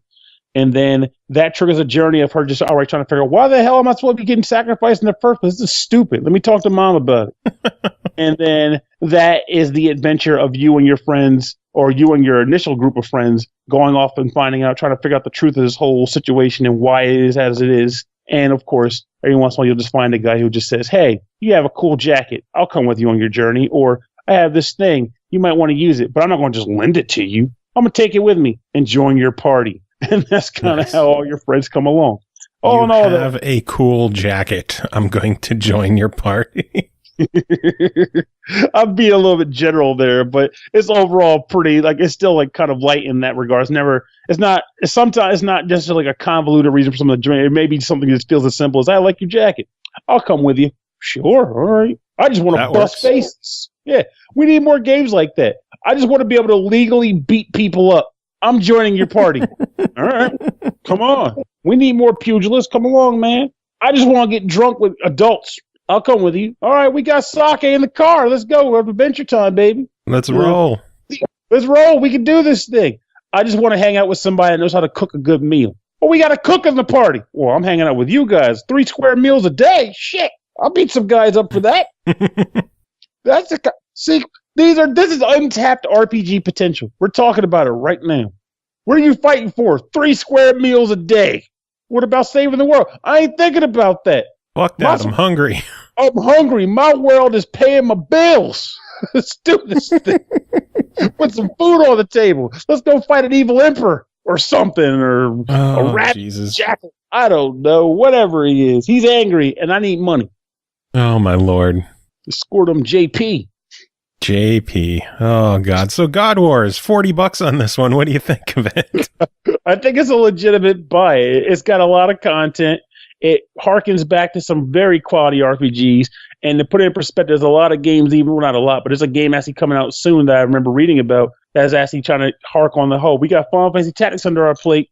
I mean, people want that kind of game. And I'm telling you, that game exists right now in this cart. It's worth playing. It's a good time, especially for 40. Nice. Yeah, I might have to pick this one up myself. It looks really good. I think you'll like it. If you do, you'll have to tell me. That way you'll give me some validation on whether my review was solid in your eyes or not. God, tell me. I believe in you, Pernell. It's the heart of the cards, isn't it? Because you like my jacket. That is true. That's a sweet jacket. Oh, shit. One other game for you to talk about today. That is called 2064 Read-Only Memories Integral, developed and published by Midboss, released July 26th on the Switch for 2064. When Turing, the world's first sapient machine, teams up with a struggling journalist, the unlikely duo find themselves drawn into shadows behind the dazzling lights of Neo-San Francisco. The secrets they uncover could shake the very foundations of society, and some powerful people would stop at nothing to keep them quiet. Pernell, tell us about 2064 Read-Only Memories Integral.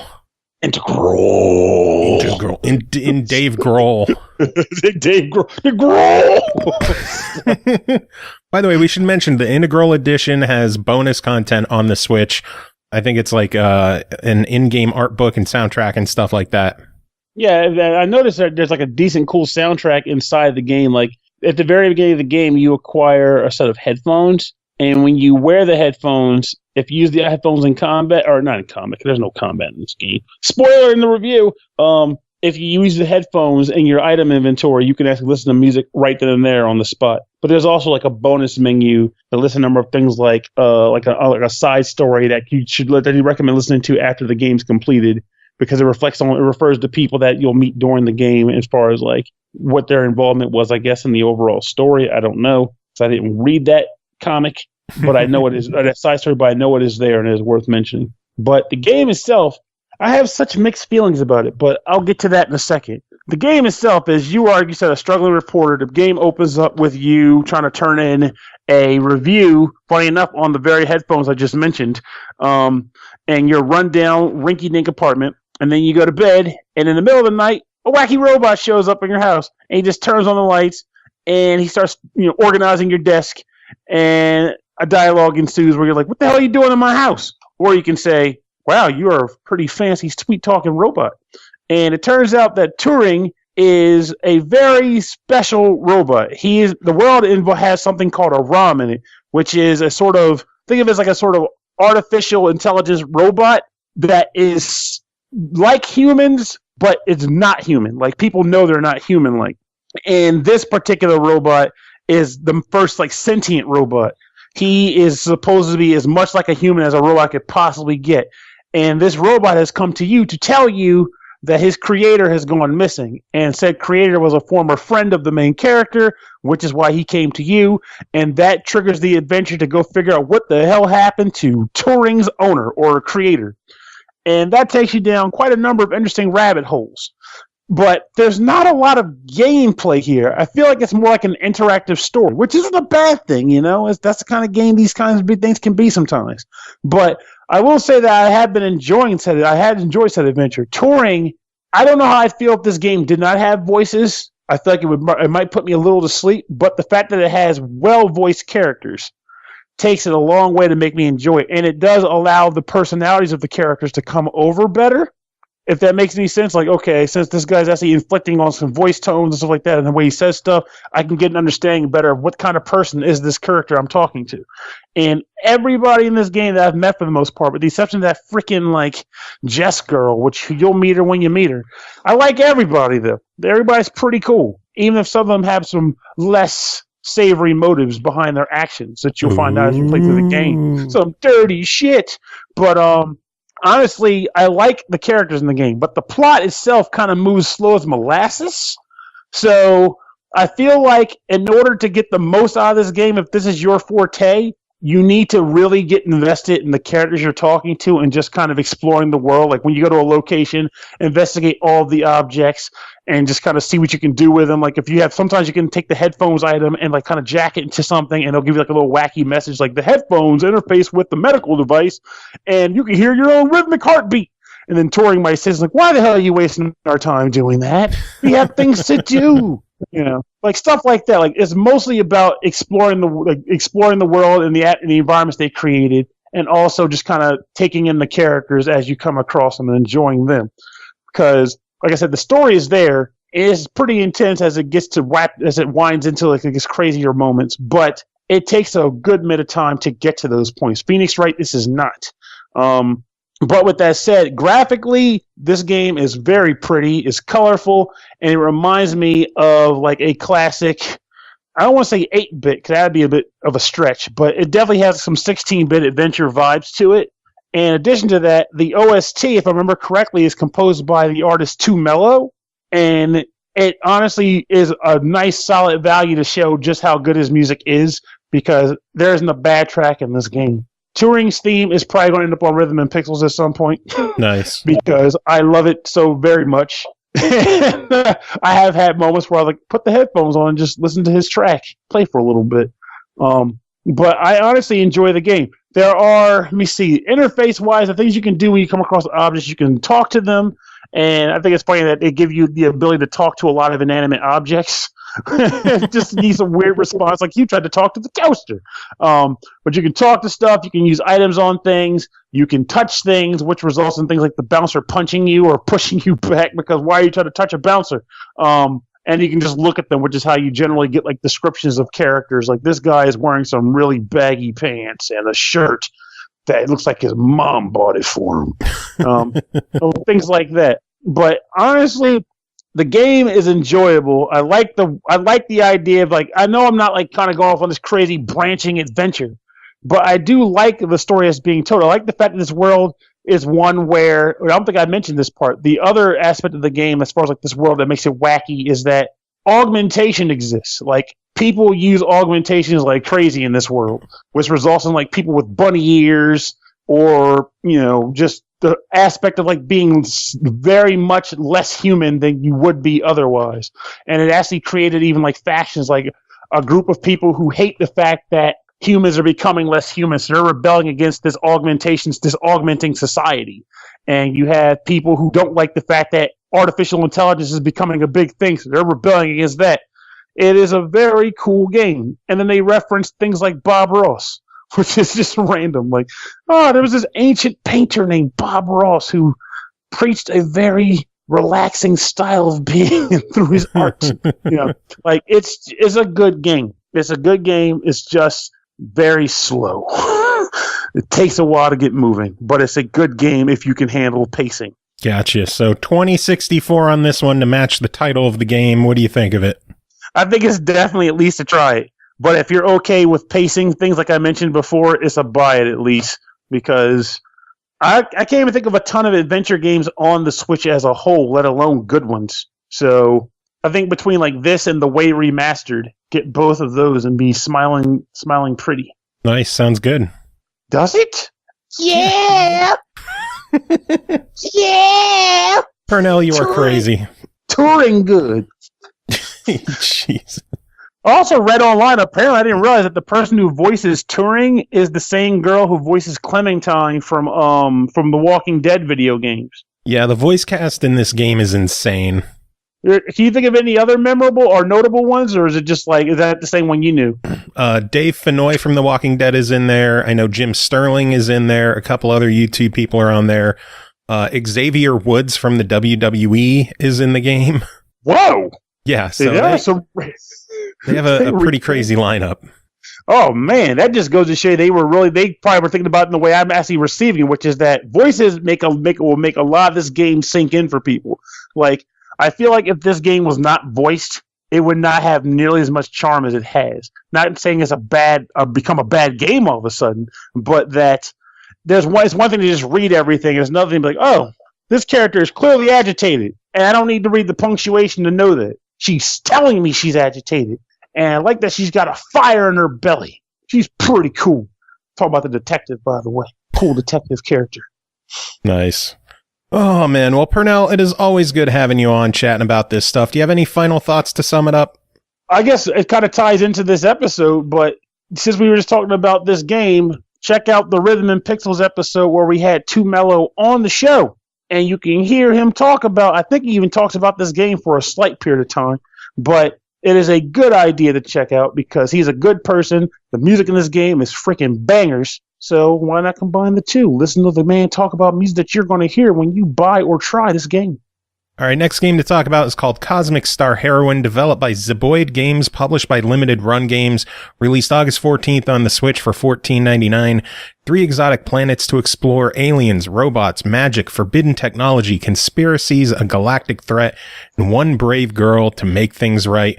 Cosmic Star Heroine is an exciting RPG from the creators of Cthulhu Saves the World.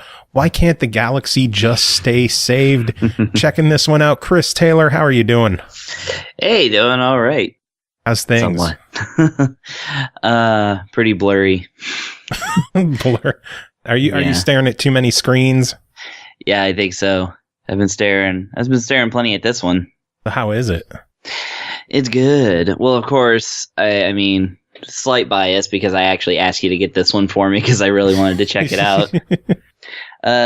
Cosmic Star Heroine. So, this game, as far as I could tell, they kind of promote it as being very Chrono Trigger-like. And I would dare say that is the closest game to compare it to the games of old. But really, it actually calls on a lot of the old good franchises from the 90s.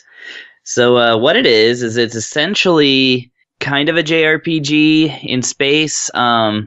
You play the part, of course, of of Alyssa, the Cosmic Star Heroine. I think I got her name right. And her various friends, plus NPC recruitment, which is evocative of Suikoden, of course. And you explore different areas, and enemies appear on the screen, and you fight them exactly where they stand. So that's very reminiscent of Chrono Trigger. The actual battle system is a really interesting one that you don't see often, and that is that So all of your available moves, everything that you can do in the battle, from fighting the enemy to inflicting status to healing yourself, is on the little grid. And when you select one of those actions, then it blocks that grid out, or that part of the grid out, for the time being. So you can only use everything once. And in order to recharge everything, you have to actually rest your character for a turn. So the game immediately becomes this thing of like strategizing on how best to use what's available in your little grid. And of course you have all kinds of different stuff that you can set up on your grid. And actually, could you hang on 1 second? Pause. Yeah, 1 sec. Oh yeah. Okay. Where was I? Oh yeah. So describing the battle system, which actually is complicated.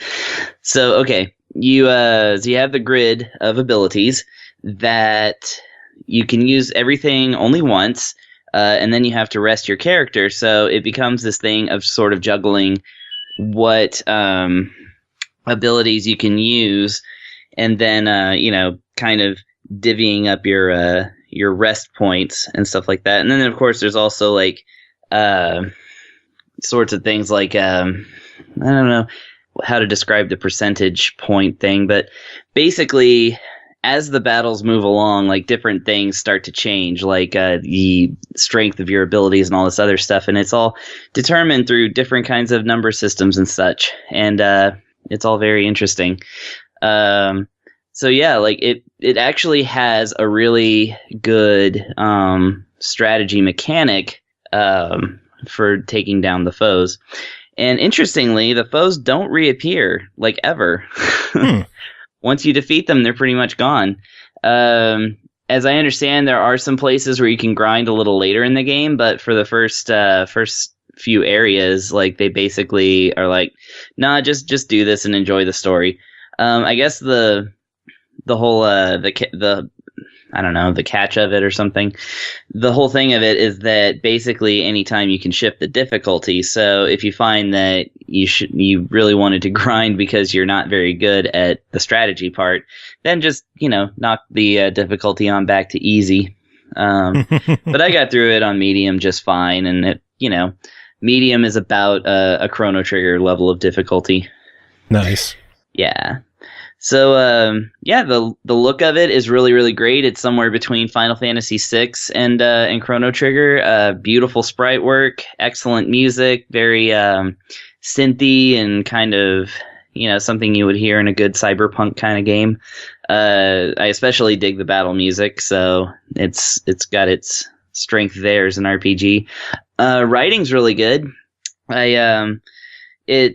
It kind of borders between being sort of like serious, but with kind of clever undertones. Like there's cleverness and there's humor, but it's not a silly game. Something like Cthulhu Saves the World, which I understand is just straight up a comedy game. So this one, they definitely take a more serious tone without it losing that sort of,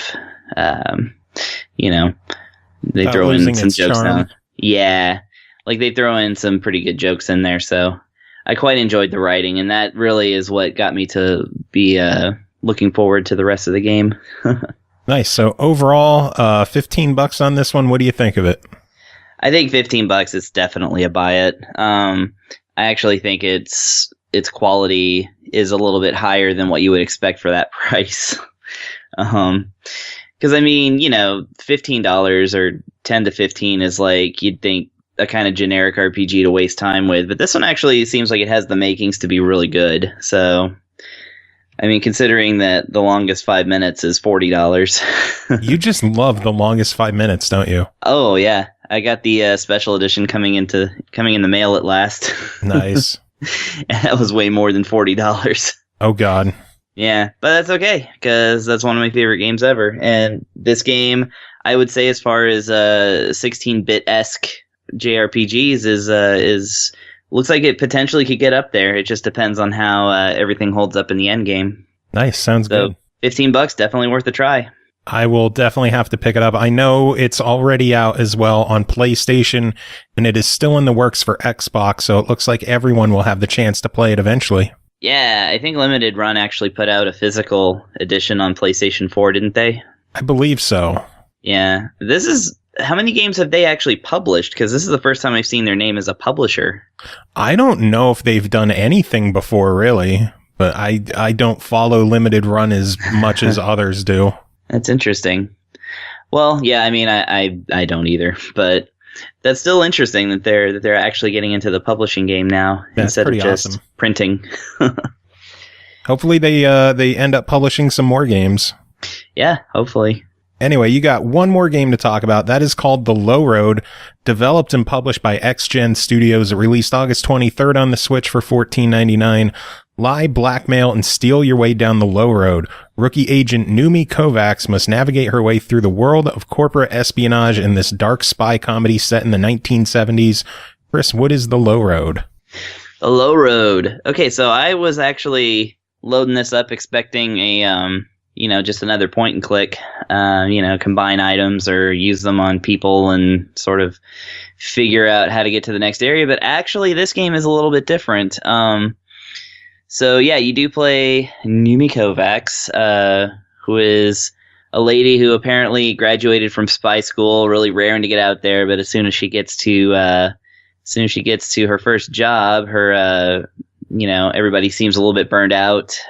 She finds out that she's basically going to be sitting at a desk filing paperwork for like 2 years before she even gets to use the phones to call people and lie to them. And even then, she may never see field work, which is actually what she really, really wants. And you find all this out through a many branching dialogue system that I found actually quite deep. I reloaded my game a few times to keep, to redo various dialogue bits just to see kind of what happens. And there's a lot of directions it goes in. So that's really interesting. As a tutorial, the game actually shows you basically how to do a phone call and talk to a person that you're supposed to get information from, and you've got 3 pieces of evidence in your folder. And the way the game actually does it is that you're doing the phone call in real time, and you're able to manipulate your other hand with the stick and grab with the shoulder button, and you can grab the different pieces of paper and read off of them and find out information while you're talking to this person that you're supposed to fool. Oh, that's interesting. Yeah, and so it really is kind of like you kind of feel the pressure of having to basically do like a phone call where you're, you know, having to manipulate somebody through dialogue alone, using stuff that's like just right there in front of your face. Now, of course, while you're searching for dialogue options, you do have time to read, so it's not like you have to read super fast while the person's talking to you. But yeah, that was really interesting. And although the game, and I tried this like many different ways, I probably spent too much time doing it. The game basically sets you up to fail that first mission on purpose so that it can set up the rest of the story. But every time I was just like, I know I can get it this time. Surely there'll be some bonus for me or something. Did you but ever that's get it? like, no. I think the game's scripted to. It's what do you call a scripted loss. Or a scripted battle. But yeah, once you have free reign, you can then move Numi around the office and talk to different people. And talk to them you will.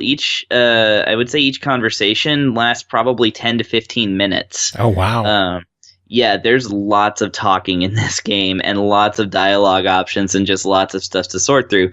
Like, first, like, hour and a half of the game, I want to say, I probably talked to 4 people. Jeez. And yeah, the game's really good about world building, though. Like, you learn about your company, you learn about the other companies, some of the competitors, the different characters' motivations and stuff.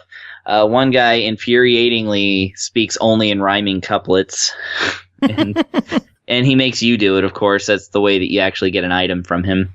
Oh, God. And yeah, the goal for the first part of the game really is to try and get Numi to sort of further her place in this world without having to spend the 2 years gaining valuable paper filing experience.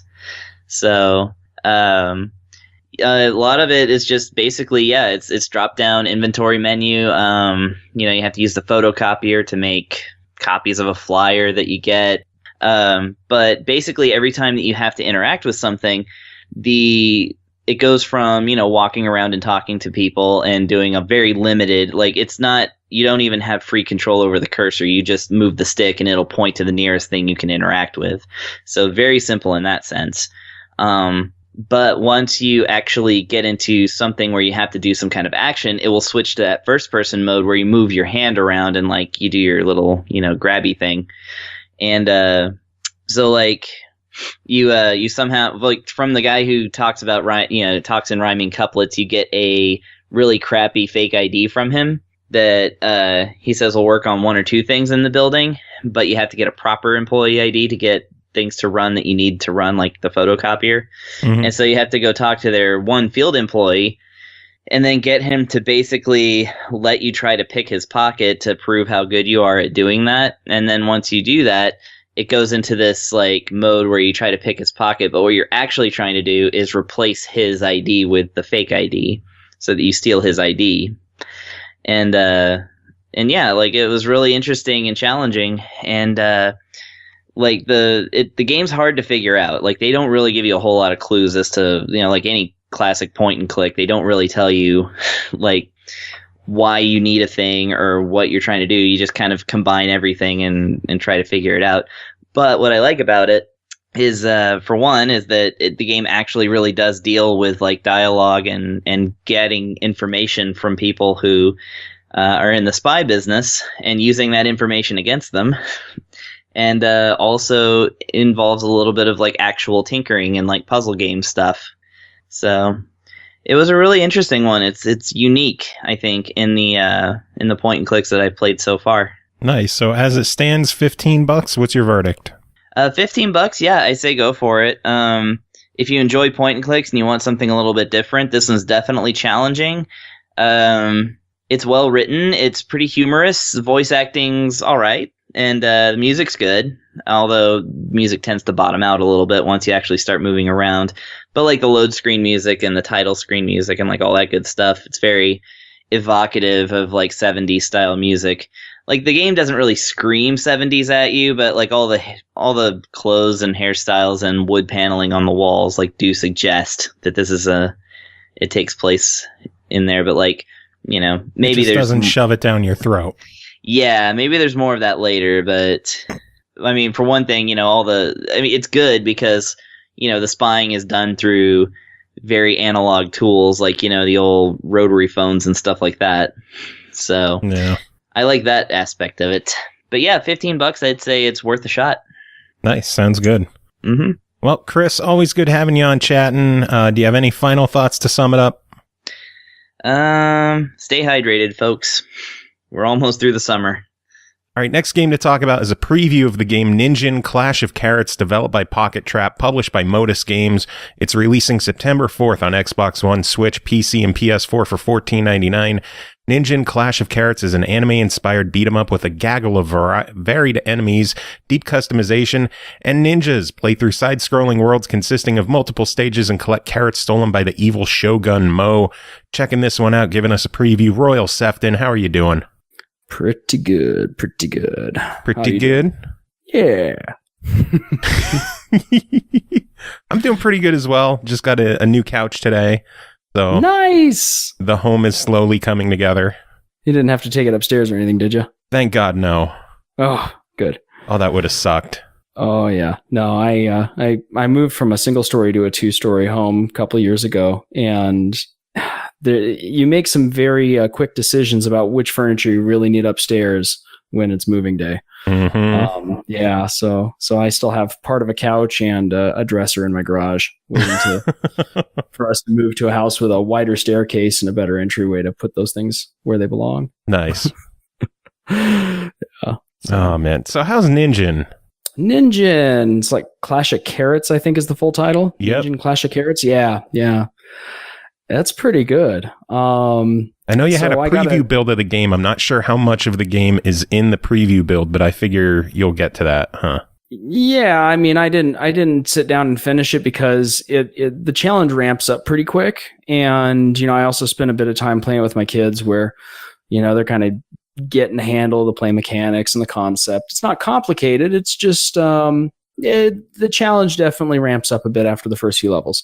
So you can play as a ninja rabbit or a fox, and you are going to retrieve the carrots that were stolen from your village from Mo and Mo Jr. and all of his different like monkey ninjas and stuff.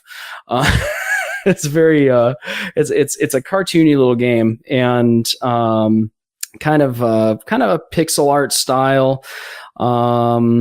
What's kind of interesting about it is I find myself kind of torn as to whether the art is great or not great, because there are very few animation frames and it's very simplistic, but it works really, really well too. So it's I think overall it looks really good. Definitely plays very well too. And a lot of fun. You go from one level to the next in sort of a Super Mario World type overland map, and you run in this left to right progression. But really, what you're doing is you're just taking on a wave after another of different enemies. Some of them have different projectiles, or they explode, or after you hit them the first time, they go absolutely ballistic. There's this like weird samurai crybaby thing, and every time I knock its helmet off, it lets out this and then chases me and just fucks my shit up. Nice. Yeah. So definitely a lot of variation between enemies, and every time a new enemy is introduced, they do this Mega Man style thing with this splash and this music. Got a little annoying after a while, but then it kind of broke the fourth wall with a little in-game joke about it. Nice. So it's the sense of humor. It's very self-aware. It's kind of like an obnoxious Undertale in the way it presents some of these things. Especially the text like will twitch and vibrate in certain words to draw emphasis to them. It reminded me a lot of Undertale in that level of presentation. but obviously a very different type of game than Undertale 2. So yeah, just a little. Yeah, just a little. But stylistically, it's like it's cut from a very similar cloth. So it has a very indie sensibility about it, which I liked. But it's also, besides having foxes and bunnies and a good retro aesthetic, it also has a corgi. So you can't go wrong with any of those things. Oh, nice. Yeah. As you play through, you eventually free this like corgi shop merchant, and you accumulate carrots, and you can use your carrots to trade for different weapons. And there are a lot of weapons and other customizations in the game. You can boost your health, boost your stamina, which gives you the ability to dash more often or to throw more projectiles of your own. Like you start with shurikens, and you can get other weapons that you throw.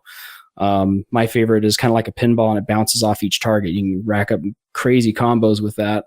As you get more combos, or as you pass each wave without getting hit, you get some life replenished as well, as kind of an attaboy. You get a few hundred carrots per level, get more weapons, and there are also endless mode stages where you can just see how long you can last without any of your original loadout, any of your original equipment.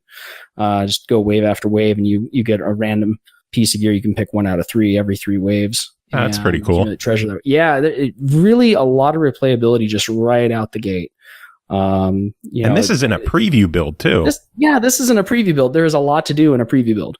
I've really got to give props for just how addicting I think the game is. It just kind of hits all the right notes as far as replayability, and I haven't even hardly come close to completing it. So far, we obviously can't give it a verdict yet because the game isn't out yet. We haven't played the full thing. It's still a good week and a half away. Is this something that people should keep their eyes on? Is this looking to shape up to look like a winner? Oh, yeah. Yeah. We'll know more when it's officially released, but it's really, I think, worth keeping an eye on.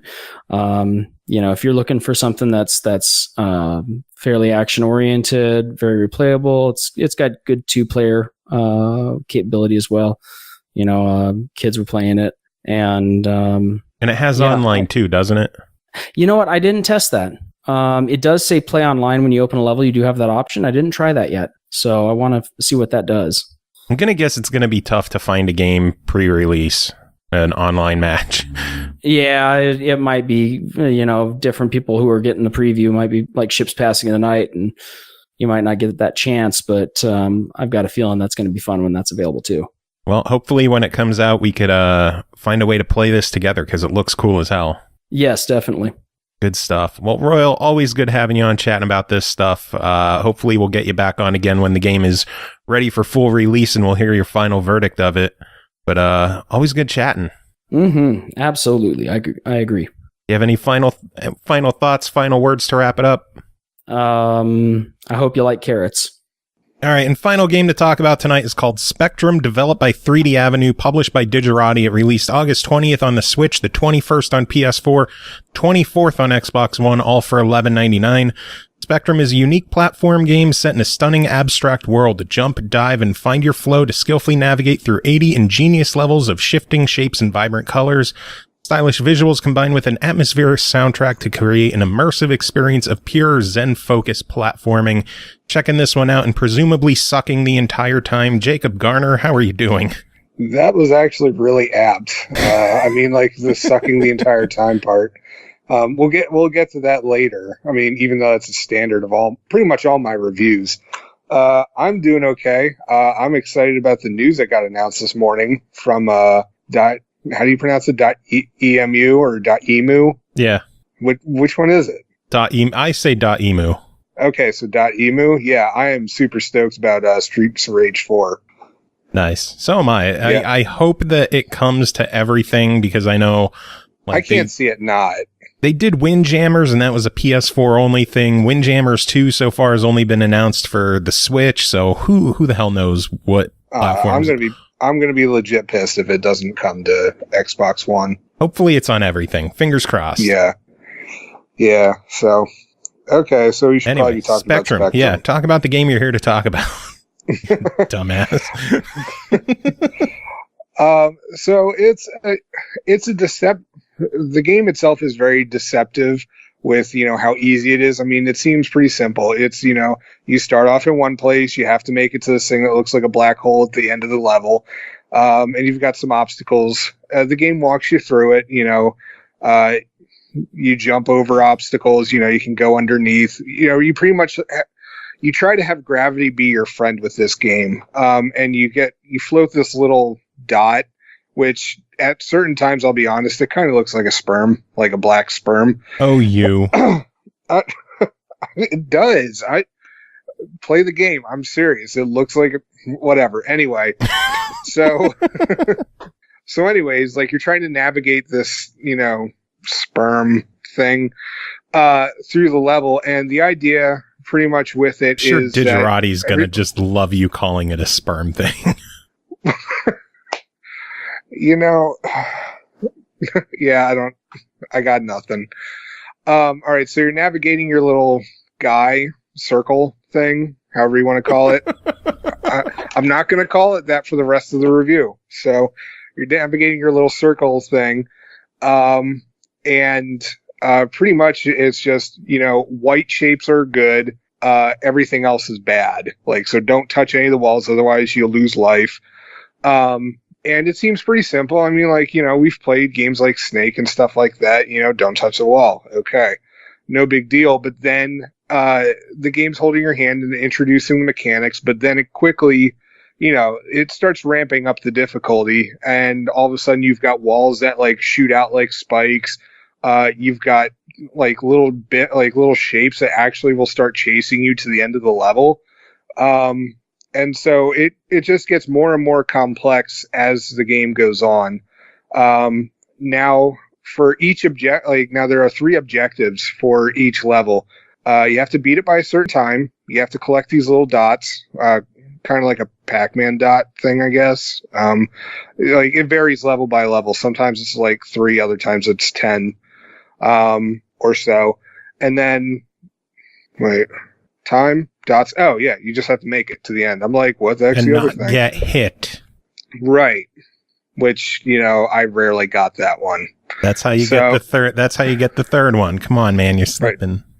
Right. You know how rarely I got that third one. So yeah, that's kind of why I stepped in to help you on that one, because I knew you wouldn't have got it that much at all. Shut up! I got it a couple of times in like the first 2 levels. So yeah, and then the game just keeps ramping it up. The visuals start getting a tad trippier as you go through each successive set of levels. And it's just, you just keep going. Pretty much, I like the controls to it. It felt right. The game introduced all the mechanics pretty easily. And it's just, it's a puzzle game. There's going to be a lot of dying in this game. So first off, you got to be ready for that. But one thing that I really liked about the game is that, you could try to do a speed run with it. But the game also encourages you just to like take your time and just figure out the mechanics of how each level works too. Like, it's not like, oh, well, if you don't beat it by a certain time, you're dead. It's just, well, you just didn't complete that objective, come back some other time. So even though the level itself can feel frantic, the game doesn't push you for that frantic feeling. You know what I mean? Yeah, unless you're an achievement whore and you need to get everything and perfect every stage. Right. I could see this becoming really big with the speedrun community, but at the same time, it's really a good game that, like, if you want to play it for 5 minutes or if you want to play it for 5 hours, you can do either. I found myself doing it for like about 15, 20 minutes at a time because, I'd get frustrated, die a bunch of times, Shocking. And then come back like, yeah. But then like come back like the next day and like I'd ace that level, and then, advance a few more, die a lot, rage quit. Be honest, when you came back, did you ace the level or did you just beat the level? There were a couple that I did ace. It's not many, but it's mostly just struggle to get to the end. Figured. Yeah. I really hate the purple levels. They just drove me up the friggin' wall from the second world. And then there is an alternate game mode as well, because the version that you're playing when you first start off is the light world. There's also the dark world, which is a hell of a lot more challenging. I think I got 2 levels into it, because there isn't a lot of white spaces, and so you're just trying to fly, like move your guy about and just avoid everything. Like, you just can't touch anything. It is significantly harder, but at least it adds more after you've beaten the initial levels. Yeah, so it's double the game. Yeah. So nice. Double is infuriating, but But as it stands, $12 on this one. What do you think of it? Oh wow, that's cheap. Okay. Yeah. Did you not pay attention when I said that in the beginning? I don't listen to you, really. Fair. Yeah. Yeah, $12. No, that's a steal for this. Yeah, I'd totally be cool with that. Cool. Yeah. So. Good stuff. Yeah, good times. Yeah. Got lots to talk about till Chris is, He was on earlier in the show. You're breaking the fourth wall. Oh, so paid no attention to the man behind the curtain. You are the worst at this. Jacob, always good having you on chatting about this kind of stuff. Is it really, though? Is it really good to have me on? No, it's tolerable at best. And also with you, so the United Methodist in me.